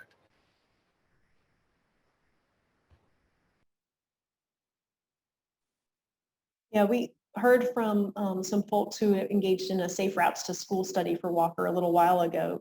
So the improvements proposed there are definitely on our radar, and it would be awesome to clean up these site entries.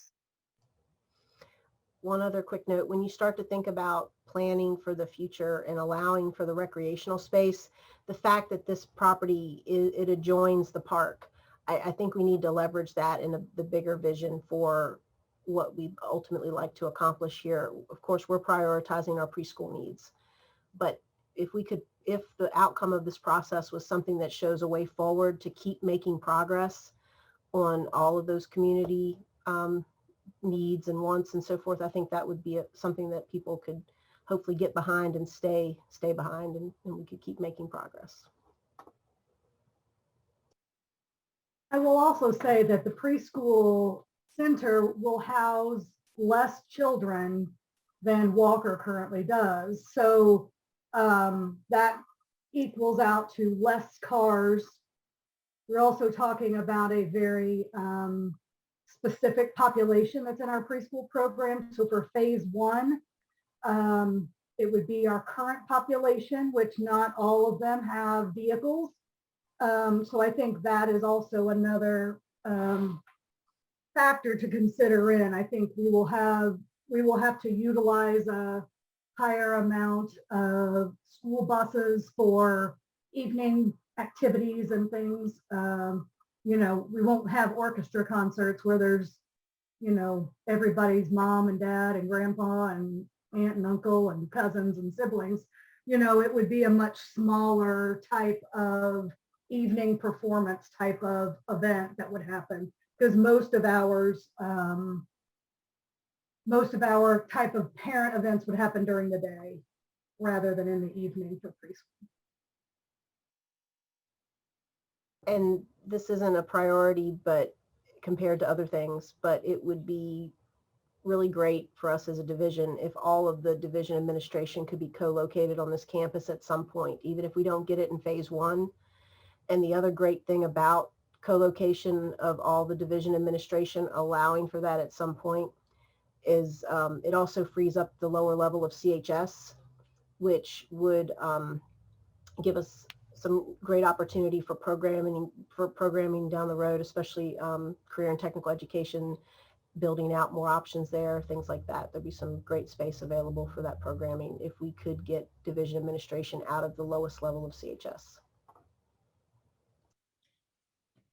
And I would just echo something Kim said a few minutes ago about the connection to Greenleaf. And I don't know the site very well, and I don't know what the path is like now, but it does appear that it sort of like dead ends at a building. And it feels like, especially with early childhood, that it would be a great place to have some sort of like outdoor education, outdoor play area that then allows for like nature walks and that sort of thing. So a flow from the path into more of an outdoor learning space instead of like dead ending in a building. Seems like that would be great for these kids, younger kids. Yeah, we used it because of the pandemic. We were at Greenleaf every day. Our kids spent so much time at the park. It was glorious. And using the trail was really wonderful. One minor detail, like as you say, that it dead ends at a building. It not just dead ends at a building, it dead ends at a building that is not currently a part of the school. And so kids almost have to like leave campus to get back onto that trail where we have a virtual classroom. And so Crow is sort of our step sibling building that isn't really integrated into our campus. And if it is going to be a part of this project, there is ample parking down there. There are some nice resources down there, but right now it's sort of its own separate thing, especially given that community members use it during the school day. And so by necessity of safety, we have to separate the two spaces. Building on that, I've been on and off, so this may have been said. I apologize if so, but I think connectivity to McIntyre and CHS is important. And I think sort of dedicate, I know there's a bridge at Derry and Meadowbrook Heights and a pedestrian bridge, but I think direct access between the two might enable some things that the expert architects at VMDO could do. And I know that's a ton of money. So, but right now I'm not thinking about money. Dream big, right? There's a question in the chat about the location of the community garden, which based on our discussion earlier seems like it's a really important asset at both sites. We don't have a community garden. No. Yeah, we don't have, Walker's actually the only school that doesn't have one. Not that I'm bitter about it, but we don't have one on our facility. We have in what is otherwise a reclaimed tiny square of grass that was being unutilized next to our loading dock. We have a team of kids and teachers that came together and said, fine, we'll build our own garden. And it's been actually really glorious, but it is not an ideal space. In fact, if you look where the yellow arrow is in the bottom left hand of the picture, that is a triangular space that's about the size of a little league baseball field. And our team has been annually sort of eyeballing that space, but there's neither power nor water out there. So it becomes a pretty limited space, but it has some really nice exposure and sun. But we do not have, our garden is a garden, but it's much more like the garden many of us may have in our backyards. It's not the kind of garden that exists in the city schoolyard garden projects. While we're talking about that portion of campus, we've talked about how the sound from 250 is a concern. It isn't a and we have that nice tree buffer, but I am worried about when we put parking back there, how close people would be to the road. And how that introduces some level of other safety concern. Right now, it could quite easily, a person could walk right off of Walker's campus and right onto 250 with very little barrier or impedance.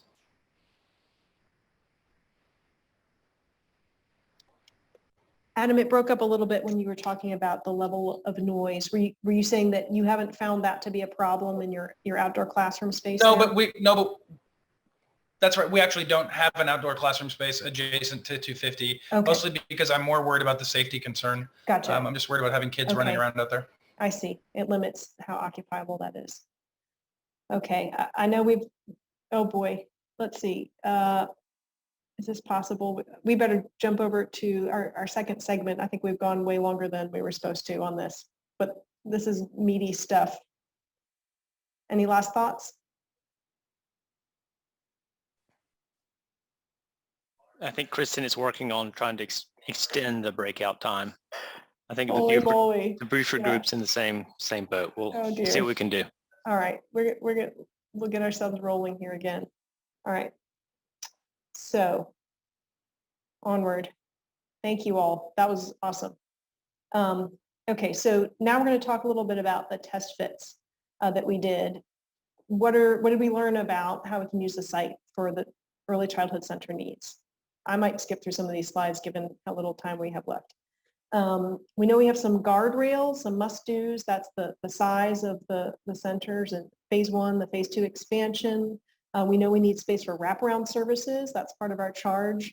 That means medical, nutritional, and social services that are provided by community partners. And that's to show up in phase 1. That's not like a future dream for the site.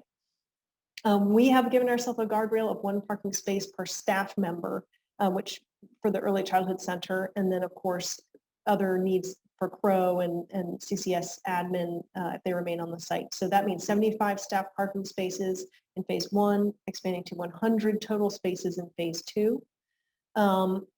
We haven't done any explorations where we demolish building A or demolish building B, and we haven't yet studied starting with a new building that faces on that existing landscape up at Gentry, the kind of entry landscape.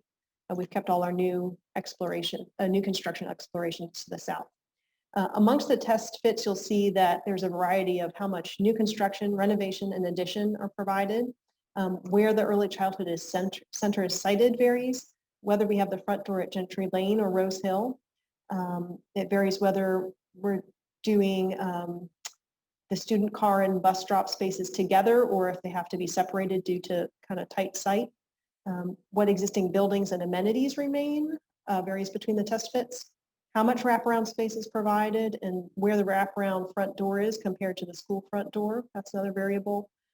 Whether we show that consolidation of central admin on the site, and then how much site is left varies to develop after we complete our 32 classroom expansion. Okay, so we're going to be thinking about is this the right list of guardrails? Do we need to take some paths we haven't taken? And should we throw out any of these variables and turn them into constants or things like that? So we introduced the schemes, test fits last week. We have one, I'll skip this for now. We'll go through them in a little bit of detail. The first one, the most detail, and then I'll move a little faster once we kind of get the gist of things. We started with the test fit A. We know that there's a building, building A, that is about the right size for what we need for our 20 classroom early childhood center and some additional space left over for wraparound services. So we said, hey, let's renovate that. We say we'll keep the admin building online so we avoid the costs, sorry, Kim, of creating a new admin building for this project. We're trying to be cost constrained in our phase one, make it a doable project. So we start putting in those big rocks, as Wick said. The kind of teal blue color indicates space for early childhood, and that kind of very light lemon color shows the wraparound services space. So we take over the top level of building A and renovate it to be the student spaces for the early childhood center. We say we need a good entry landscape where we can get unloading and loading of buses happening. We put that out on Gentry and actually take over some space that's currently hill space. We add a little addition so that we can get into the building and get the admin up out of that slot space that it's in currently. We take over what's currently a parking lot, the major parking lot, for an outdoor learn and play space, and that's prioritizing putting some learn and play at the same level as the classrooms, that upper level of A. So that's kind of a bold move. And it also means that our car drop doesn't fit in our main entry landscape. But we did find a little place to slip it onto the bypass side of the building. Wraparound services are down on that cafeteria level. And so that means that the entry to that space is actually at kind of a backdoor location. We fit in some parking. It's not enough up at the north, so we actually have to expand down at the gym site to fit all of our parking spaces that we need. We're able to keep B, C, and the Crow pool in place without impacting them very much. And we know that we need to bring fire access into the site. We're learning more about that currently. But since we have to do some work down there anyway, and we have the site elevator that connects the building, not in a great way, but you can get down to that space from the A building. And the C building has a little classroom that empties onto that blacktop space as well. We think that that's because you don't have a lot of space up north, that's where you could put some learn and play space and potentially use restrooms and things in the C building and be outdoors for an extended period of time. We do have the field remaining here. It's somewhat reduced by the fire lane, and we're trying to study to what extent we can minimize that impact. And that's our phase one. In phase two, we try to keep that same entry landscape that we have up top. We've sort of filled this top terrace of the site with all these site needs. So we show the expansion pulled south a little bit, which means there's a long entry with a bridge sort of through an early childhood landscape to this building in phase two.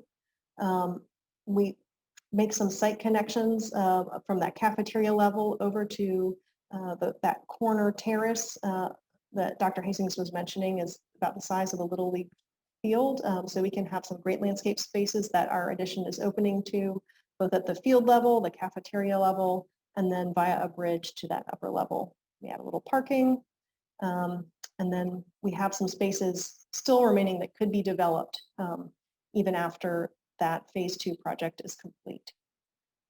And this is kind of what it could look like with buses queuing up here on the Gentry Lane side and a little car drop off there on the 250 side, and that access to the wraparound services below. Site sections, maybe we'll come back to these if we have more time at the end and to answer questions. But what did we learn from this test fit? We learned that building A overall is more than big enough to host the early childhood center and provide the 20 classrooms needed in phase one. We learned that the site doesn't allow us to fit all the school-related site needs on the available land immediately around Building A. So we're kind of choosing between remote parking or remote play, and might not even be getting as much remote play or as much play space close to the school as we want.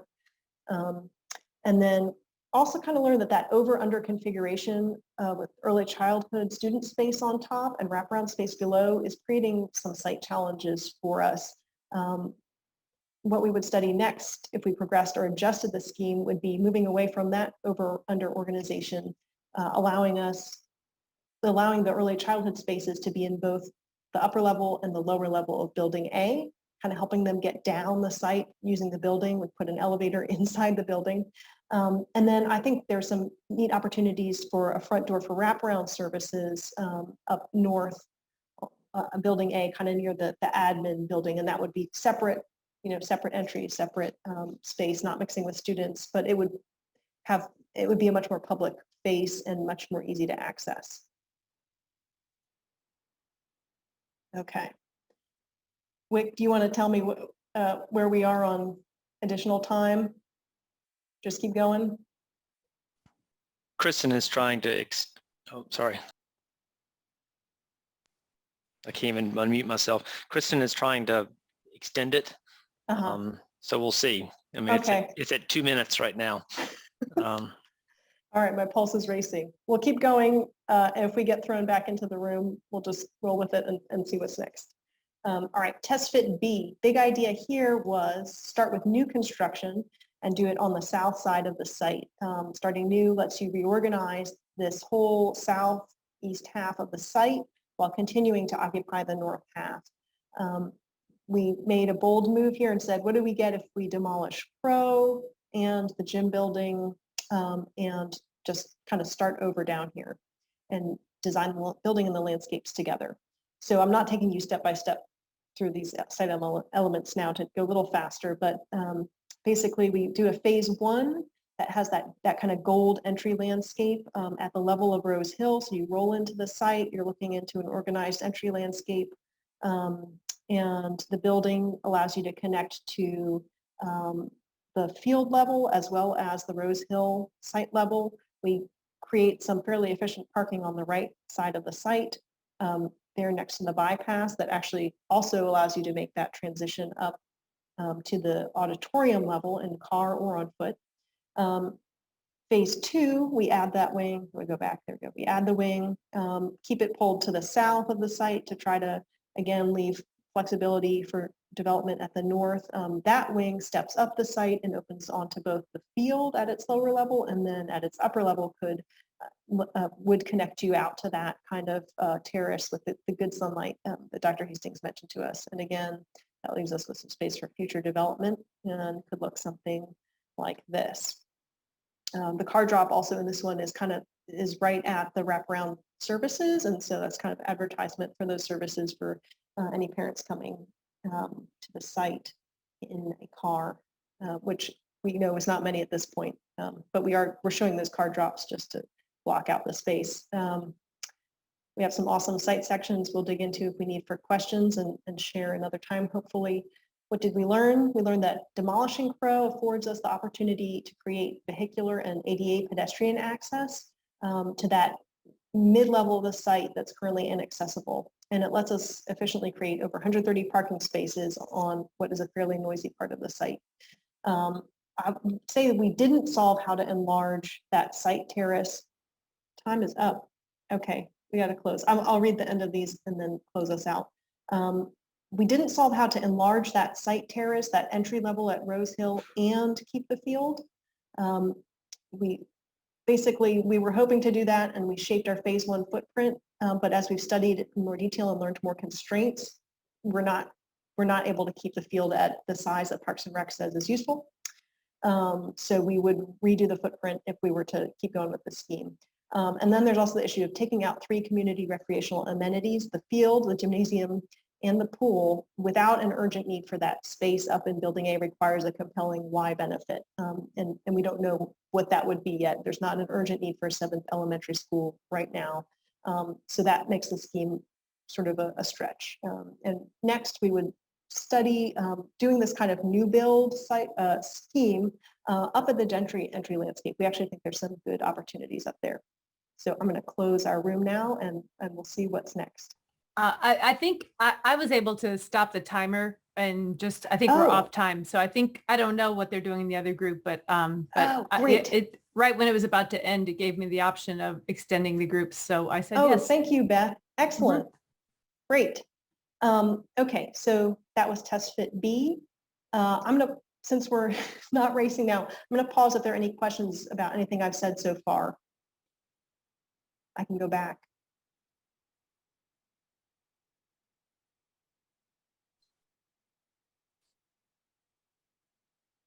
All right, we'll keep going, keep flying through.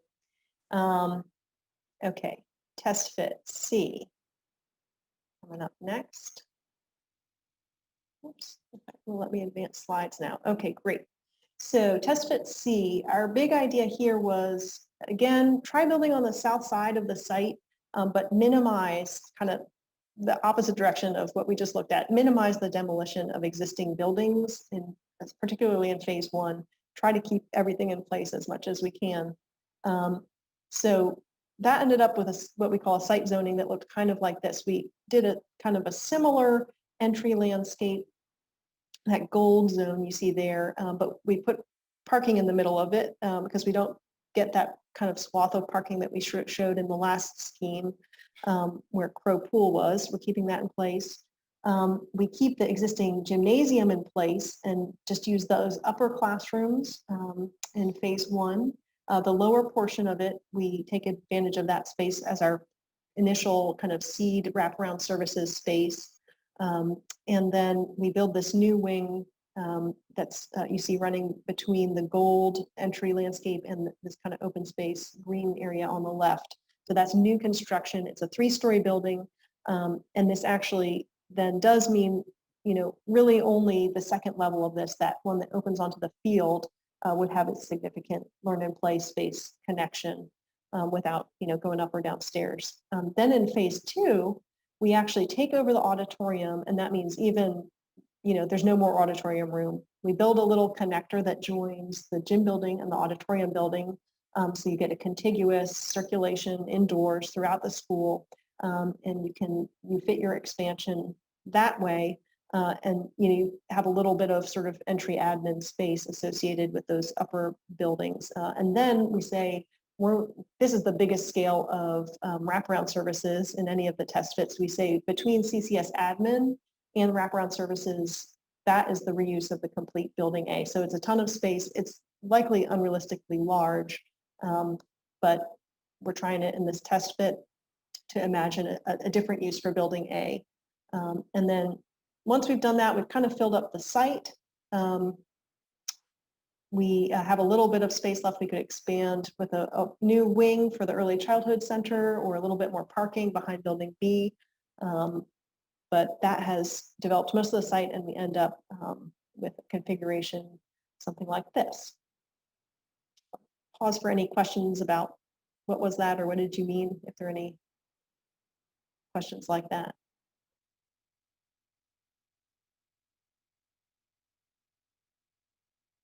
All right. Again, our beautiful site sections, we'll dig into those another time. What did we learn from this test fit? We learned that building on the south part of the site without removing any amenities in phase one basically compromises every amenity. There's really limited parking that's convenient to the early childhood center and Crow, 36 spaces. So staff are basically all parking up at the north and walking. The arrival landscape is primarily parking lot and drive lanes. I'll sit back to that, you know, because we're trying to make the most of that and have some visitor parking in phase one. The early childhood center, as I said, it's 3 stories, so only one level connects to significant outdoor play and learn space. It is the mid-level, so that's more convenient than having to go down 2 floors. The field size does get reduced by the spiral lane that we believe we have to bring in, but we're studying this one. This was the one where we were trying to keep the field. So we're going to meet with the fire marshal and make sure we understand exactly the requirements and see if we could do this a different way and keep the field bigger. We also learned that, you know, that kind of scaling the expansion that we can fit a phase 2 expansion into those upper levels of the gym building and the auditorium building if we don't preserve the auditorium space. What would we study next if we progressed or adjusted the scheme? Again, study that field, see if we can keep it big. Look at other options for a phase 2 expansion if we want to, maybe we want to leave that auditorium building in phase 2 and do a new build, potentially kind of where we were showing it for test fit B. And then another version of this would be pick one amenity to remove in phase 1, whether it's the gym or a crow or the play field. Like, stop trying to do everything so that you can do what remains a little bit better and probably get a bit more parking and better access. All right, so we're just going to sort of talk through those again, but let's jump to a little discussion and group markup. I'm going to do a new share and get back over to our kind of whiteboard. All right.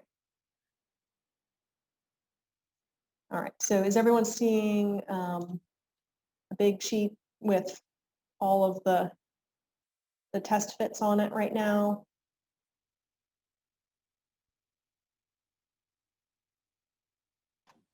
We can see it, Maria. Awesome. So I would say, again, just unmute and shout out. We've got 15 people, so I think we can do that. And any questions, concerns about these test fits, anything that was jiving and you thought it worked really well, we'll mark them up on here and try to get at that question of where should we build and why. We also have a little kind of sketch pad of our aerial here, so we can just draw on that too if that becomes a useful tool. Oops.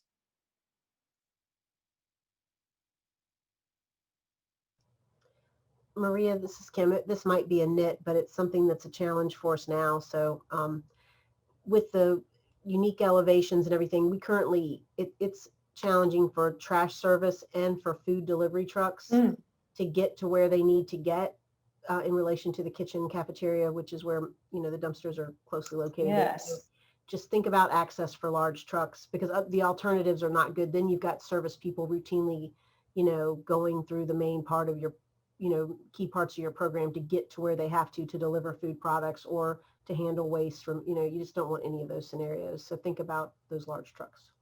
Yeah, I'm going to add that to our site inventory as an issue.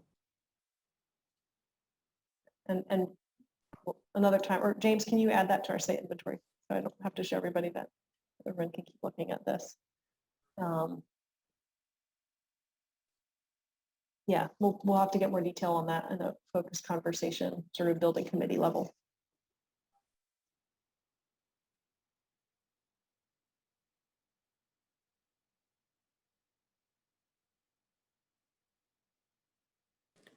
Hey Maria, this is Mike. Have you all done the math to figure out how much meandering a path would have to do to meet ADA requirements and make it from kind of top of the site to the bottom?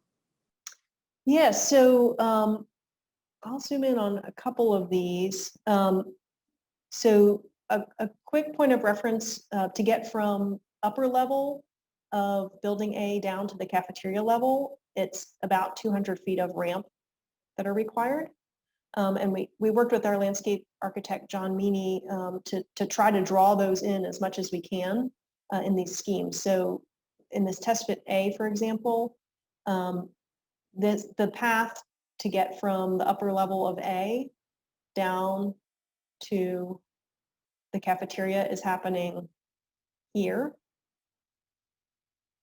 And that may be more than 200 feet, but that's where it sort of fit in here.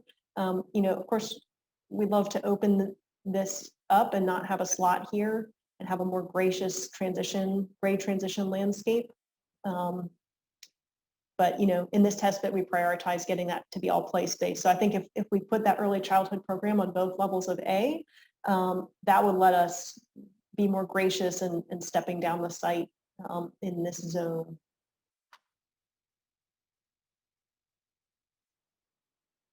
I'll draw a little purple for that. So yeah, got that for our handicap.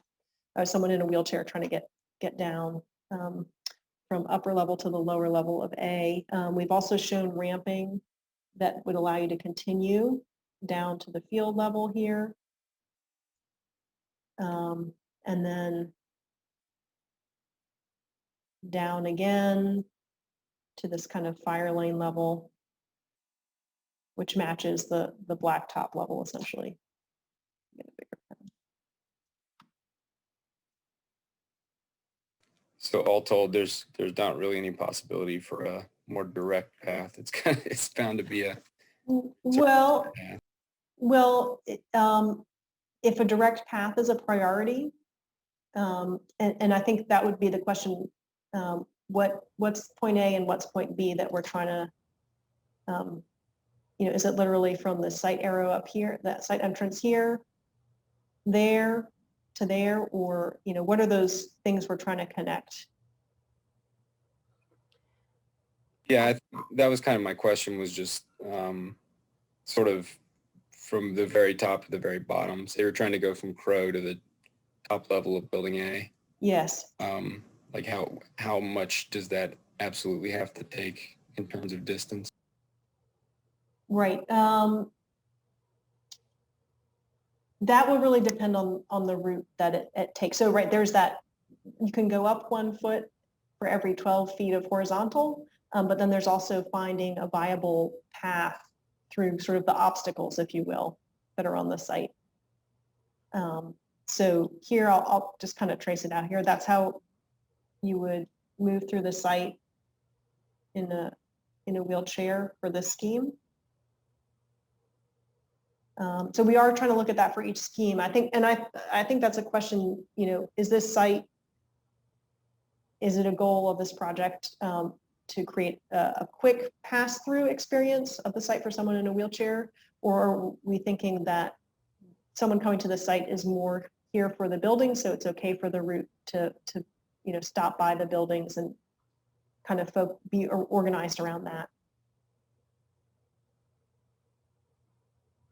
Yeah, that is a good question. I don't know the answer to it, but it's always a question that I get asked on the. I happen to be on the ADA committee for the city, and that's something that we always hear a lot about. Is why does someone in a wheelchair have to go 10 times as far as a abled person or whatever? Right. Yeah. 12 times as far. Exactly, 12 times, yeah. So regarding like what I thought I saw on that one design, it looks like for the pre-K program, they would be, not this one, but the other one, there would be multiple buildings involved and they wouldn't necessarily be connected. We need to make sure we have a clear lens on whether that's acceptable or not, because for so many years we've been so focused on getting away from what's called the open campus concept for Walker and Buford, so that you have something that's more easier to secure. You don't have that open campus type structure. And I think understanding what the priority is, open campus or not open campus, will really help inform this process. If there's a strong leaning one way or the other. I know personally, I would prefer that we not continue to have open campuses for safety reasons. Also know that everywhere I've got a preschool playground in our school division, we need to have it fenced, because there's always concern about runners. Our little runners can move very quickly, can't they, Sheila? And so there is a safety issue with that as well. I think this open campus question is a really interesting one. And it's one I've wondered about, because I've, seen, beautiful examples of these kind of village style early childhood centers where there are standalone buildings, and it kind of breaks down the scale. But right, that means staffing wise, there's someone needs to be responsible for each of those front doors. So I'd love to hear more kind of on that, that issue of scale and what feels too big and what is not manageable operationally in terms of watching a front door.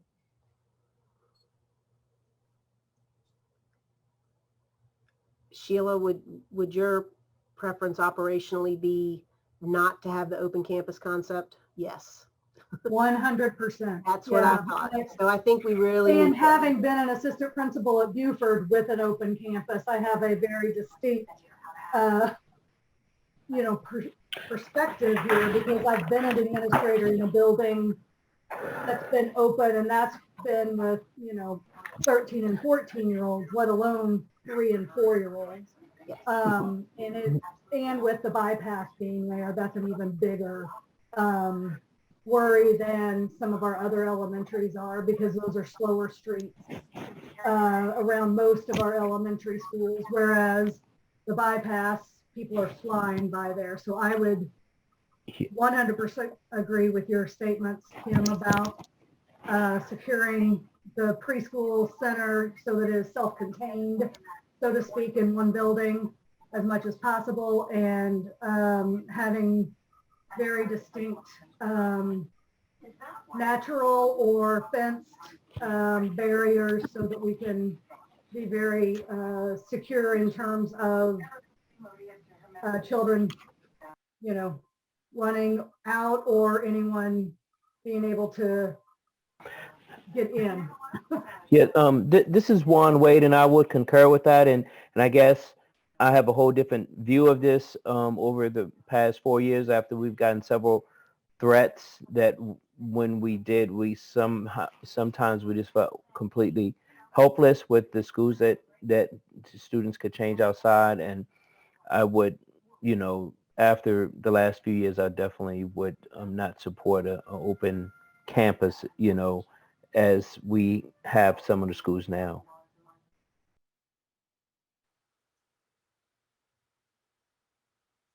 Yeah. Holly's hand is raised. Do you have a question?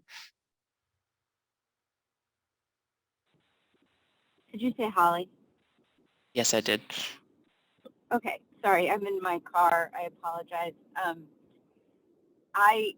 It's more of a general comment and question, but it's related to the comments that have been shared recently, and are building upon that, which is, I think when we were in the larger breakout room, it was great to hear Nancy Deutsch's perspective from Youth Next, because we have the fortune of having, a local expert on what works best for middle schoolers in our community. I know we have Sheila on the phone, who is also an expert. I'm wondering, in terms of like buildings and architecture, though, having visited some early learning centers in Virginia, like, can we build a safe school and yet also maximize the opportunities for learning for early childhood? Because just like middle school is a very important time in life, I would argue that 0 to 7 or 0 to 6 is also pretty crucial. And so wanting to create a space where children are safe and yet can use the outdoor spaces and use the entire building to learn to the best of what's best for their brain development at that time. So it's more of a question of kind of who else do we have in the community that we can learn from, or has research already been done? But I think that would also help us in terms of choosing among these scenarios. But one that, A, stood out to me because I heard, outdoor spaces on level with the classrooms, and I think that that's pretty important. But that's also more of a question than it is a comment. Thanks.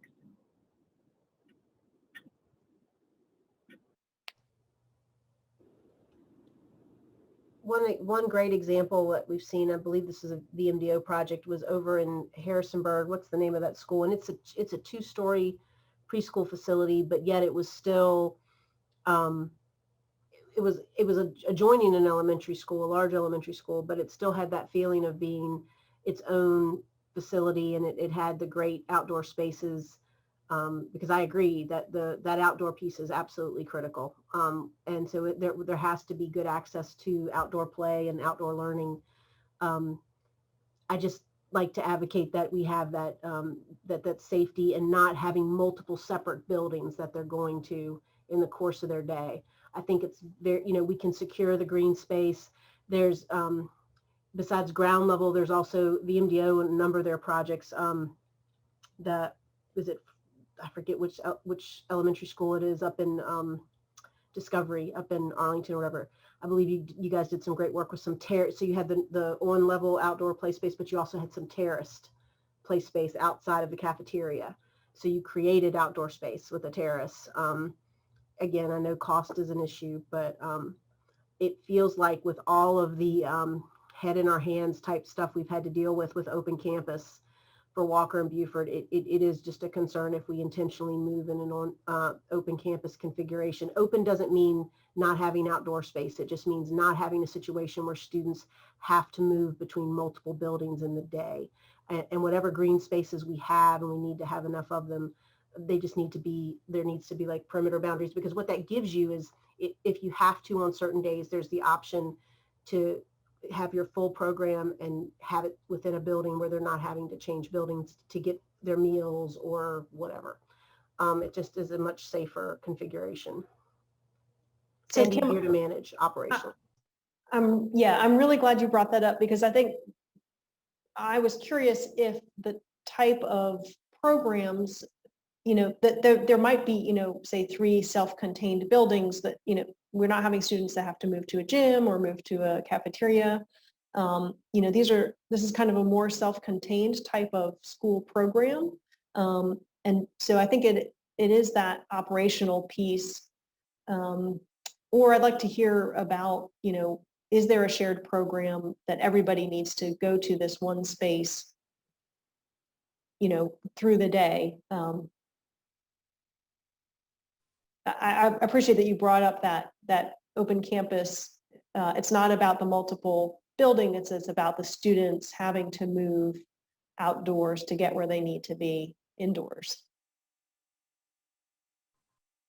And I would like Sheila. Yeah, Sheila. Yeah, I was ready to say, I think there are a few things that we would have all children going to throughout the week, and that would, some of it would be daily, some of it would be weekly, but those specials type classes, Yes. library, art, music, those type of things, PE, having a gym, those kind of common things that every classroom would be participating in. We would lose so much time in our educational day of transitioning, particularly when it's cold, because, okay, we got to put our coats on. And then, if you've ever had a class of 16 children who don't know how to zip or button their jackets, we lose a lot of time in that transition. We want them outside and playing as much as possible, but it's those common experiences that really need to be housed with the classroom space so that they can get there inside the building when it's 10 degrees out. We need to be able to do that without taking 10 minutes to get coats on to get there. Right. A 30-minute class. And I would also mention that we've talked about how land is such a commodity, a precious commodity for the community as a whole. And although it is, and given that, even though it's, it may not, the ideal would be to have the cottage type set up and their same level with the outdoors, same level. I mean, that truly would be ideal. But I can't say that that would be an efficient use of the available land that we have. And I do think, in addition to the operational and the safety type things we've been discussing, I think there's a practical matter of just, saving as much land as we can for future expansion, while at the same time absolutely ensuring that the green space is there and that it's exactly what our kiddos need and that there's plenty of it. But I think that access on the same level for all of the, classrooms, I don't see where that's going to be necessarily practical with all the other goals and priorities and concerns. That's just my opinion.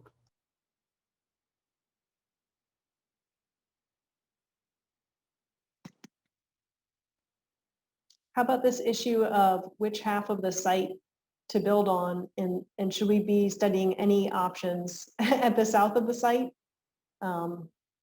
Is it worth it to keep, looking at those? should we do 2 at the north, 2 ways to use building A because there's no urgent need for building A other than, you know, our early childhood center? What are the thoughts there?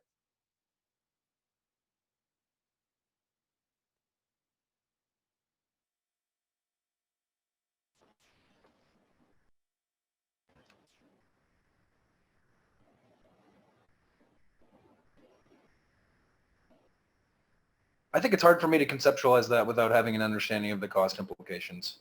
I do think the one that has building A being just wraparound services and central office seems an overly generous allocation of space for that kind of programming. But I'm just not sure. Does it make more sense from a time cost and money cost standpoint to retrofit a building, or does it make more sense to build a new one? I don't know the answer, and I could see pluses and minuses to both of those. It's strange as you're sitting here. I didn't as you're doing this presentation, I didn't anticipate how I'm actually much more concerned with the outdoor space than I am with the indoor space, and how we leverage that very limited resource of outdoor space. In many ways, Walker is a school that is surrounded by outdoor space, ironically, that we can't use because it's so hard to get to. And I don't know how you transition that to a campus where the facilities surround the outdoor space as opposed to the space surrounding the facilities so that it's more accessible. But this is intriguing. I think it's hard for me without a financial understanding. Sure. Yeah, and that will be forthcoming. I think one question, and actually maybe Kim, you could speak to it a little bit, is there a kind of interim, well, first I'll speak, sorry, to what you were saying, the question about building A. So I think if we had to put a seventh elementary is something that we should allow for, if we were to be putting an early childhood center and an elementary on the site today, building A would be much more cost effective to turn building A into an elementary school than it is to turn it into an early childhood building. Just the room sizes work for elementary. We wouldn't be having to add the toilets and everything to all of the classrooms. But that said, we're not in that situation. So, you know, there's less efficiency. Renovating is typically less expensive than building new, but renovating a middle school into an early childhood center is a little bit more expensive, we anticipate, because of those kind of major changes. Is there an interim use of building A that makes sense and is not, you know, sort of just leaving it with somebody in there with too much space? Is there an interim use that doesn't require a bunch of investment, that is a sort of land banking or building banking for a future school use? Or is that just too hypothetical, you know, to... So what's interesting is if you left building A alone and focused on the south side of the campus, then what you'd actually have a space that the annex could pretty much just transfer to. You could free up. I'm not saying that that's the right thing to do. And of course, the priority is what do our students need in this transition. But when it's no longer needed for transition space, then it actually would accomplish, you know, freeing up that lower level of CHS and bringing staff over with little to no cost. Because I mean, power's there are rooms that adults can use. It you know, like you said, the restroom issue is not insignificant when you convert those classrooms into pre-K space. Do you think you would have to invest a lot to, or you feel to be able just to, like, you know, mostly move furniture in and be good to go? And the good news is none of us are accustomed to having like really great offices. So it's not like people would be like, oh, this is such a downgrade. It wouldn't be that case. It wouldn't be that way at all. It's like, okay, you need me to go to these classrooms? Fine. You know, this is now my office or shared office space. I mean, I don't know if you've seen many of our offices here or at the, they're not, you know, they're nothing fancy. They're not, so it wouldn't be a big deal to use that space for adults as a training center, meeting space, and then the annex folks. I mean, I'm not saying that that's a pressing, we do want to relocate. We would ultimately, yes, love to have all the division staff together. It's going to be a secondary consideration to anything that would help our students in the transition and also just benefit students longer term. But yeah, I think so. I did a little just planning numbers based on square footages, so without actually laying out admin space in the A building. So level 2, if we did 200 square feet per employee, it would be enough space for 187 employees just up on that level 2.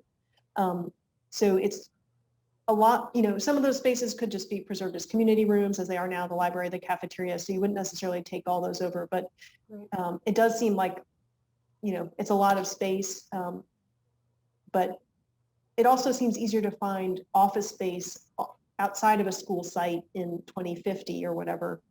Well, the key is you don't really, we wouldn't invest anything to put staff Yes. there, I don't think. I think it would Yes. just be, it's something that we would probably do in the interim if that building were just sitting there. But and then if it were determined it's needed to be renovated as an elementary school, you're exactly right. We would find office space elsewhere, back in CHS or whatever. Okay. But so it's kind of a trade-off between that space, which is useful for offices or potentially for an elementary school, versus, but then you're working on the south side, which means you're likely the crow pool's being affected sooner than later in that scenario. Although there was one scenario where it wasn't demolished, I think. That's right, in phase 1 at the least. Yeah. So, right. Yeah. So it's that trade-off that I think the community would need to, you know, weigh in on. Right. That was this phase 1. But I also agree with Adam. I really feel like in my gut, you know, with the priority being Buford and addressing our youngest learners at our current capacity in a much better facility, I think it could very well come down to the cost information that sways us one way or another, because cost is such a big hurdle for us in the near term. And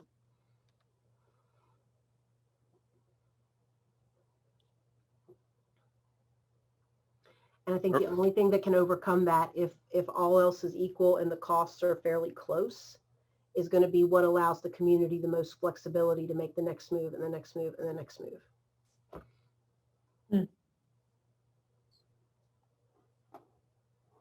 Maria, we're going to have a 10-minute warning to close the breakout room. And I'll coordinate that with the Buford folks. Okay. Great. Thank you, Wick. 8:15, the deadline to get back.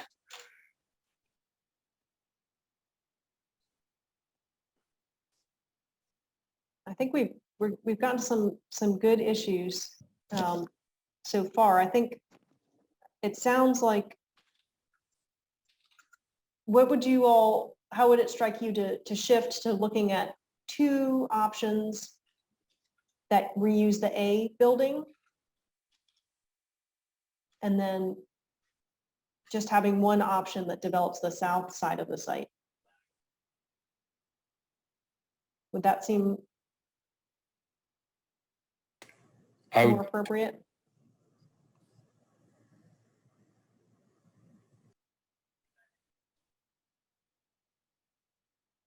I think someone was speaking up and then got cut off. Yeah, that was me. I said I would favor that.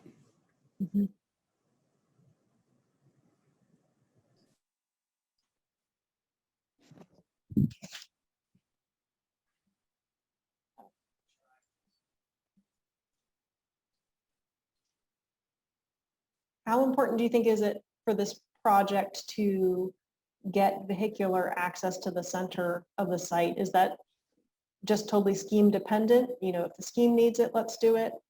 Or is that a priority for this project?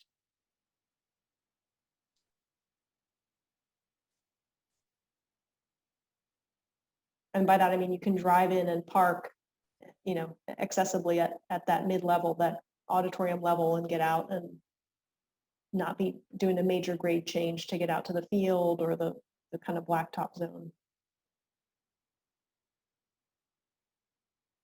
I will say I liked the one photo that you all had shared where the bus lane was used as like a blacktop kind of play space that kind of went through. It wasn't one of the Walker ones, but it was another site that you all shared. Because I do think that the closer that the buses can get to the building, the better, you know, rather than having to traipse the whole class of, 3 and 4-year-olds too far away from the building. I think the closer that bus loop, at least transportation can be, and that could be repurposed in some respect, and maybe could also tie in some of what Kim was referring to with the, the trash truck and the delivery trucks and those kind of things that could use that kind of larger space to get through, but yet could also double as, a bike path or something. They love to ride bikes out on a path during recess time or outdoor time. So something like that can make it kind of a controlled environment during outdoor time, but yet could serve a different purpose, would give some outside, but yet some passage. And I think staff parking further away and visitor parking closer to the building. Mm-hmm. Okay. Yeah, we had in this move we've made, taking over a little bit of that hillside that's actually part of our site across Gentry, for the general traffic could continue along the hill, and then the buses could be here near the building with kind of a rain garden separation. We have opportunities to do something like a little outdoor classroom there. We had taken over, this for additional parking spots in off hours, but that as a playscape that can be closed off is a really interesting idea, and expands that sort of outdoor learn play opportunity at the upper level.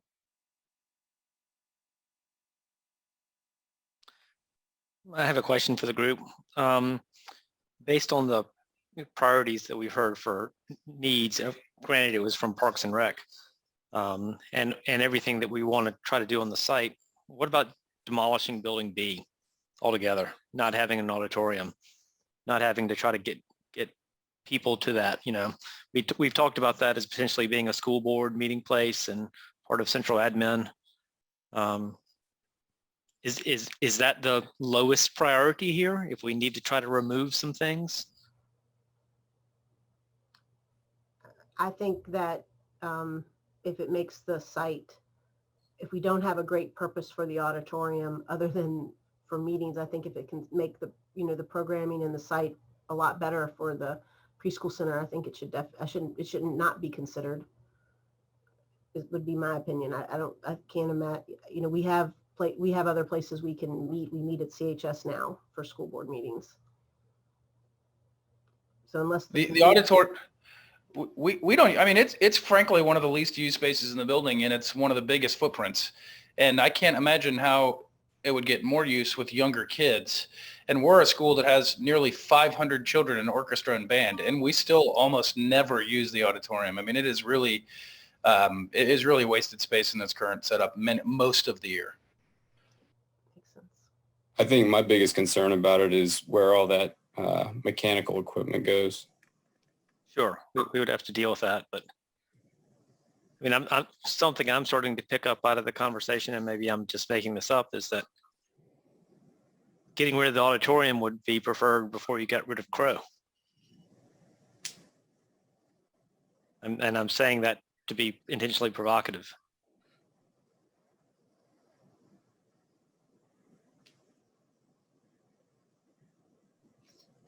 Well, and I don't know that it's provocative exactly. I think it's more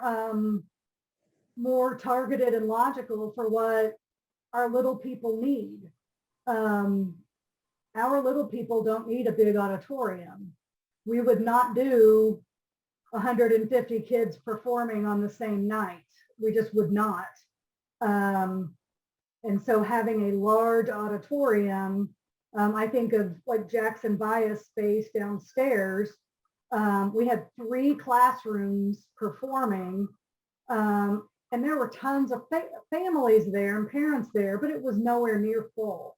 And so I know that lower level at Jackson Bias, where their auditorium space is not nearly as big as Walker's auditorium space, and it would swallow the kids up.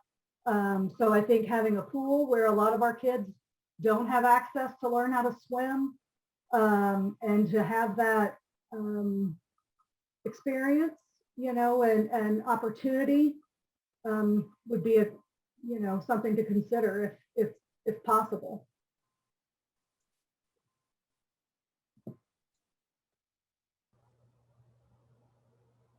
And we talked a lot when we were walking through about the importance of flex space. And so the type of space Sheila's talking about, where we just infilled the floor at Jackson Vi and created that open flex space with a stage, things like that could provide a lot of, could definitely be part of a preschool center that also allows for indoor. It kind of can almost become their gym for indoor play especially on bad weather days, things like that. And if we can incorporate natural light in there, that would also be really great, so that on days when they can't get outside, they have that space inside. That's a neat, we hadn't looked at that for a movement space.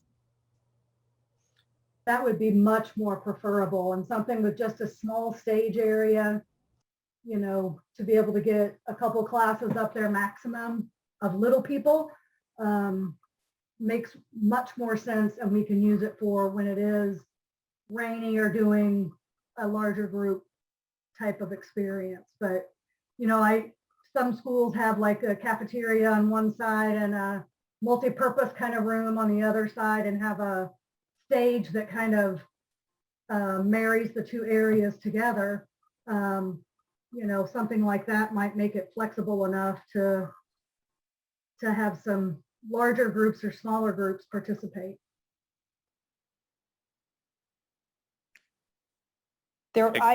Oh, yeah, go ahead. I was just going to say, Kristen's calling us back. Do we have anyone that wants to volunteer from the group to lead the reporting back of this conversation to the larger group? Nominate Adam.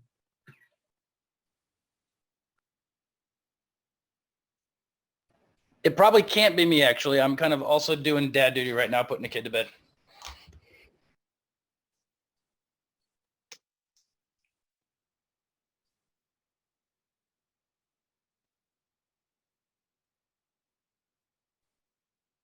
All right, it's going to have to default to either James or Maria.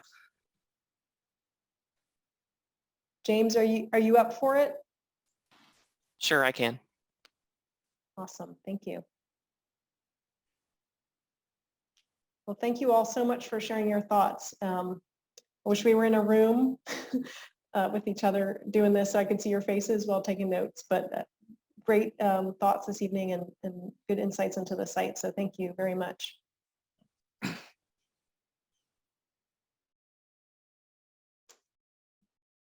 Kristen, do you want to moderate the report back?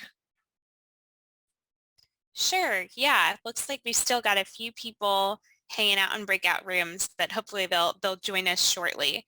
Maria, I'll look to you first to either share some kind of quick hits of what your group just talked about, or designate a point person to do so.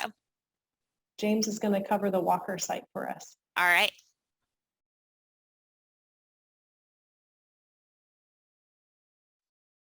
Go ahead, James. Okay.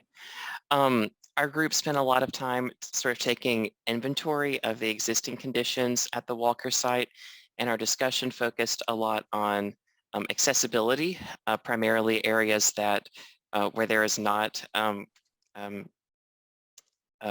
compliant access to these different levels on the site, but also just talking about a lack of sort of easy pedestrian and bike access around the site. And so we talked about that primarily, also considering things like the relationship between the Walker site to nearby Greenleaf Park and the Charlottesville High School campus across the highway. We also talked about the need for phasing and the sort of different ways that we could create a safe environment that still maximizes the space for early childhood education. We then sort of went through all of the test fits and discussed them afterwards, again, focusing a lot on access around the different levels of the site. And we ultimately came away with the group having more of a preference for exploring schemes that focus on the northern end of the site, where we could look at different ways to reuse building A and concentrate additions more to the north end of the site, which would leave the southern end of the site, which where the crow pool and the gym are located as community assets. Awesome. I Thank think you. our final was we'll shift, instead of having two schemes that look at the south part of the site, we'll just go down to one, and then we use two of our schemes studying the north end of the site. Great. All right, Joe, are you going to do our Buford report out? Yes, I can. All right. So looking at Buford, there's a lot of discussion about what the integration between building, parking, and open space, what kind of space that creates on the site. There's a lot of conversation about maybe starting to look at the east side of the site a little bit more, and how that could be prioritized for new additions.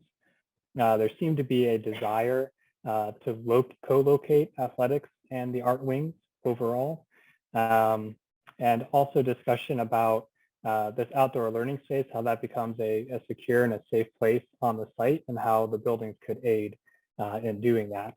There's a lot of discussion about accessibility on the site. That is a high priority. And there's also relating to parking, is that how is that located near athletics and the arts as well? Things that have more community functions or see an influx of people, how are those accessible from a parking standpoint? Regarding open space, especially open space that could be used as open classrooms, we want to make sure when we get to the point of looking at the details of that, that these open classrooms or outdoor learning spaces are very intentional and they're integrated into the learning environment. There's discussions about how do we go vertical, perhaps, knowing that we're dealing with a tight site or building on top of parking, so that a lot of the site isn't, so parking isn't prioritized as the main design driver for the site. And then discussion around the play field. There seemed to be some general consensus that, that it may not be necessary to maintain the full track, but if that track is being removed, that its functions are still provided, that a walking or biking loop is provided, that there's still area, for kids to learn. There's a program about kids learning how to bike, but there's still side areas to do that. And then also the garden is very important to everybody involved, in how is the garden prioritized and is considered driving the design of the space and not sort of put into the space that is left over by bigger sites. And Ben, if there's anything I missed, feel free to add in. That was a really good overview. Thanks, Joe. All right. Thanks so much, everyone. So I am going to drop our vision and values survey in the chat. As I talked about at the beginning, we want to hear as much from you all as possible. We want your comments, questions, and the design team is going to stay here as long as you would like to chat. This is the formal conclusion of us share content for the evening. So if you would like to take the opportunity to peel away and get your dinner or enjoy the rest of your evening, feel free. But we're going to open it up at this point to basically just drawing on those report outs. What did we miss based on the conversations? And we'll start there.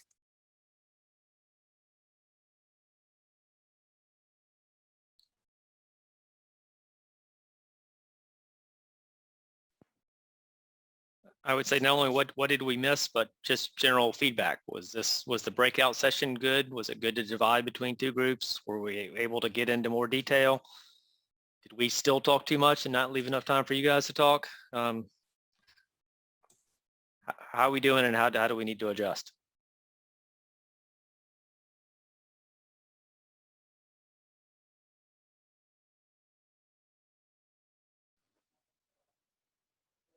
I felt like the discussion in the Buford group was good.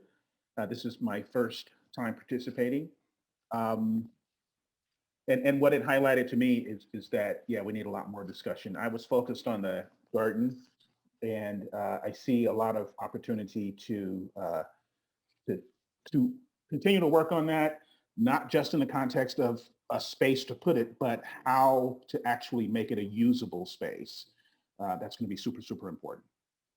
I have a couple of questions. One is Walker Elementary. I'd like to know how the breakout group dealt with accessibility of Walker. You know, one of the major challenges it has is access, including ADA. I'd like to know whether they dealt with it. If they did, you know, what was their recommendation on how to deal with it? And the other question I have is on Buford. I think somebody mentioned that, but I think there is a need to deal with the entrance, you know, so that folks approaching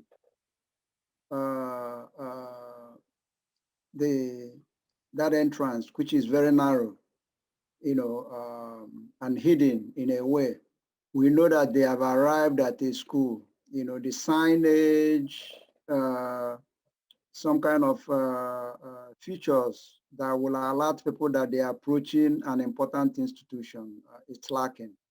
So I just want to hear from the Walker folks how they dealt with the access issue.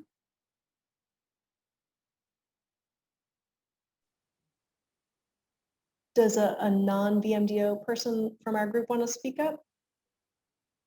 I'm happy to if no one does, but I'd love to hear from one of our participants.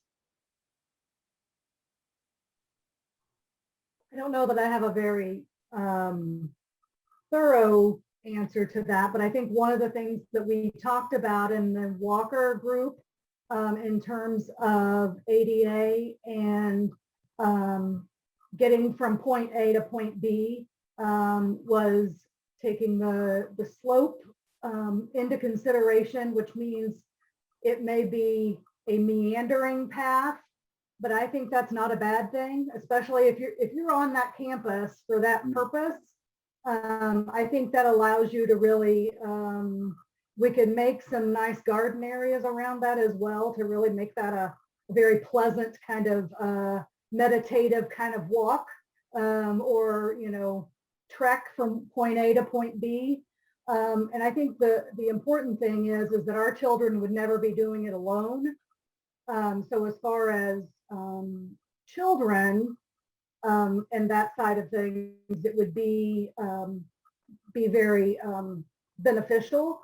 I think the other piece to that, one of the options that we talked about was that the outdoor space play near the building would be on what would be the second level of a 3-story building. So no one would have to go up 2 flights of stairs or up 2 levels in the elevator, for instance, to get there. It would only be 1 each time, and it would allow the elevator to not do 3 floors, so to speak, to get someplace. And someone else is welcome to chime in to add to that. But that was, I actually saw I think it was Mike Goddard who had asked about that, who was on the ADA committee for the city. And that was a question that he asked, and Maria had a diagram where she kind of marked it to show those paths. That was actually exciting to me, because I see that as a way, if we have a kiddo who's having a tough time, that's a great way to kind of help de-escalate and to, you know, spend some time with a child in a very positive kind of way, regardless of mobility. So I see it as a social emotional benefit. Yeah, okay. For all children. Good. Thanks, Sheila. That was awesome. Thank you.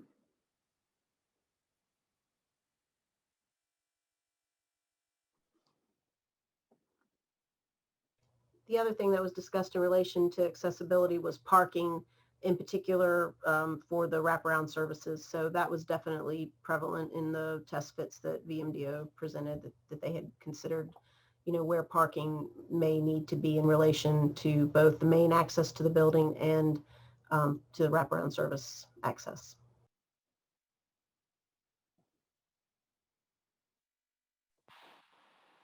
Relating to parking at the Buford site, there was some general discussion about how much parking do we actually have to provide. There's a lot of shared use of some of the parking on the entire site. We have numbers that we're trying to meet for the school itself, specifically for the school, which would accommodate all of staff and visitor parking, and then improved drop-off and bus. But that assumes that there's no shared opportunities continued from spaces that are associated with the Boys and Girls Club and Smith Aquatic. So really getting down to the amount of parking that's required and continue that be reduced to help pick up some more space on the site for other important things.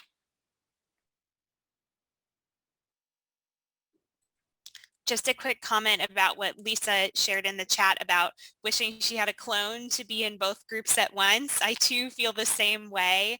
And if Beth and I did this right, we got recordings of both breakout groups. So that should be available once we can slice them together in the next few days, as well as the complete presentation will be up on the facilities page. So will be accessible for everyone to go through. Fingers crossed. Yes, indeed. You can never be 100% sure with Zoom.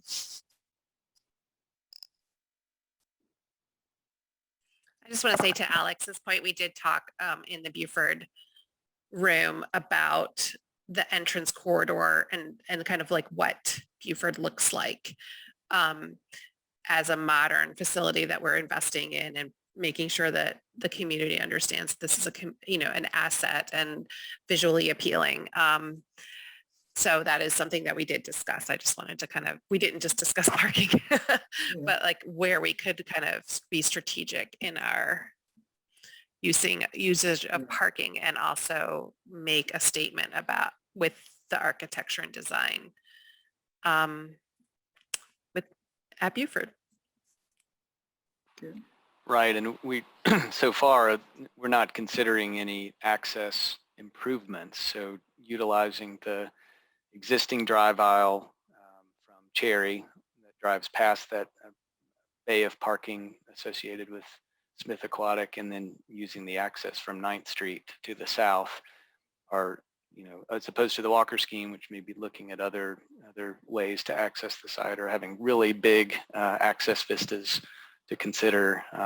We are pretty much staying or adhering to the existing access. There can be improvements kind of once you get past Smith Aquatic, and then once you get past the turn off of 9th Street. But then is that space taken up for building, which might allow for more green space on the west side of the site, or is that the best place for parking and drop off to access the school? So I think all of those two things can be considered as we continue to develop ideas. And I think parsing out the priorities for each of them. Lisa, I see you have your hand raised. Do you have a comment or a question to share? I just wanted to emphasize the location of the office at Buford, that it's kind of awkward and uninviting, and also once you're inside and you can see the office, the opening of it is weird because you can bypass it and go straight into the cafeteria or upstairs, or you can turn and not turn but look over and walk into the office. And I think that it should be, an office should always be like the entryway to a place where you can where it's sort of blocked off and it doesn't have such easy access, where you can sort of avoid it and go straight into the cafeteria without checking in. I'm not sure if I made that clear, but just my thoughts on where the office is located.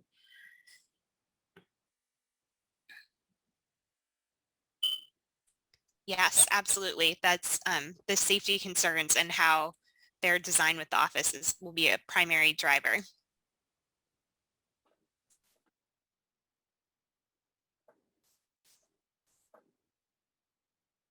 Other questions or comments about this meeting, what we talked about in the breakout groups, what we haven't talked about that you really want to talk about?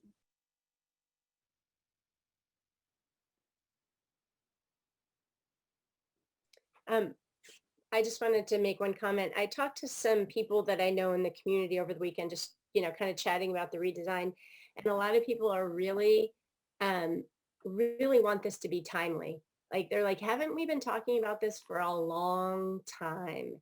And I think that we can talk and talk and talk, but I think people want to see some action. And I think that's pretty important. I mean, we want to get it right, but we don't need to get it perfect, because I think people are getting, like, it needs to be done. I think everybody's in agreement on that, but I think we will lose some people and lose their interest and their participation if we don't move on this in a timely manner. Thank you for sharing.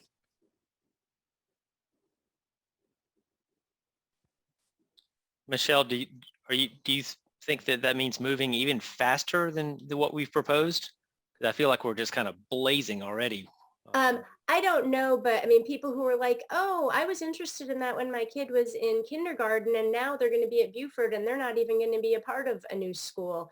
And I think, then you'll just have to re-educate a whole new group of people who feel like they are stakeholders in it. And I don't think that that's the right way to go. I mean, you don't want to move forward at a ridiculous rate, but at some point, I think decisions have to be made. And things need to be done, because I think the community is going to get really feel like this is really old. I'm not, blaming anyone. And I know COVID put the brakes on a lot of things, but I think people will start to lose interest and start to lose faith that it's actually going to happen and that it's going to be something that we really want. Got it.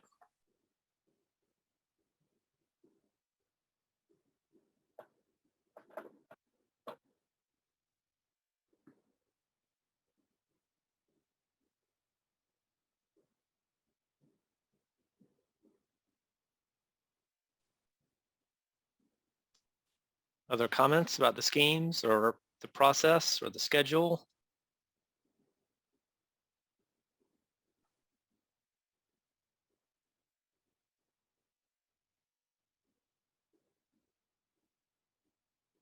We've got one more meeting in July and then 2 in August. I saw some of the comments in the chat about it'd be great if everyone could be in both breakout space rooms. And we've talked about having one meeting just for one site, but keeping in mind what Michelle just said about schedule and trying to stay on it. I think the format we did today may be something we try to repeat to keep going. And we will have cost information to digest tomorrow morning that we'll be discussing internally and with the working group, and we'll see how sobering that news is, and that's going to change some things.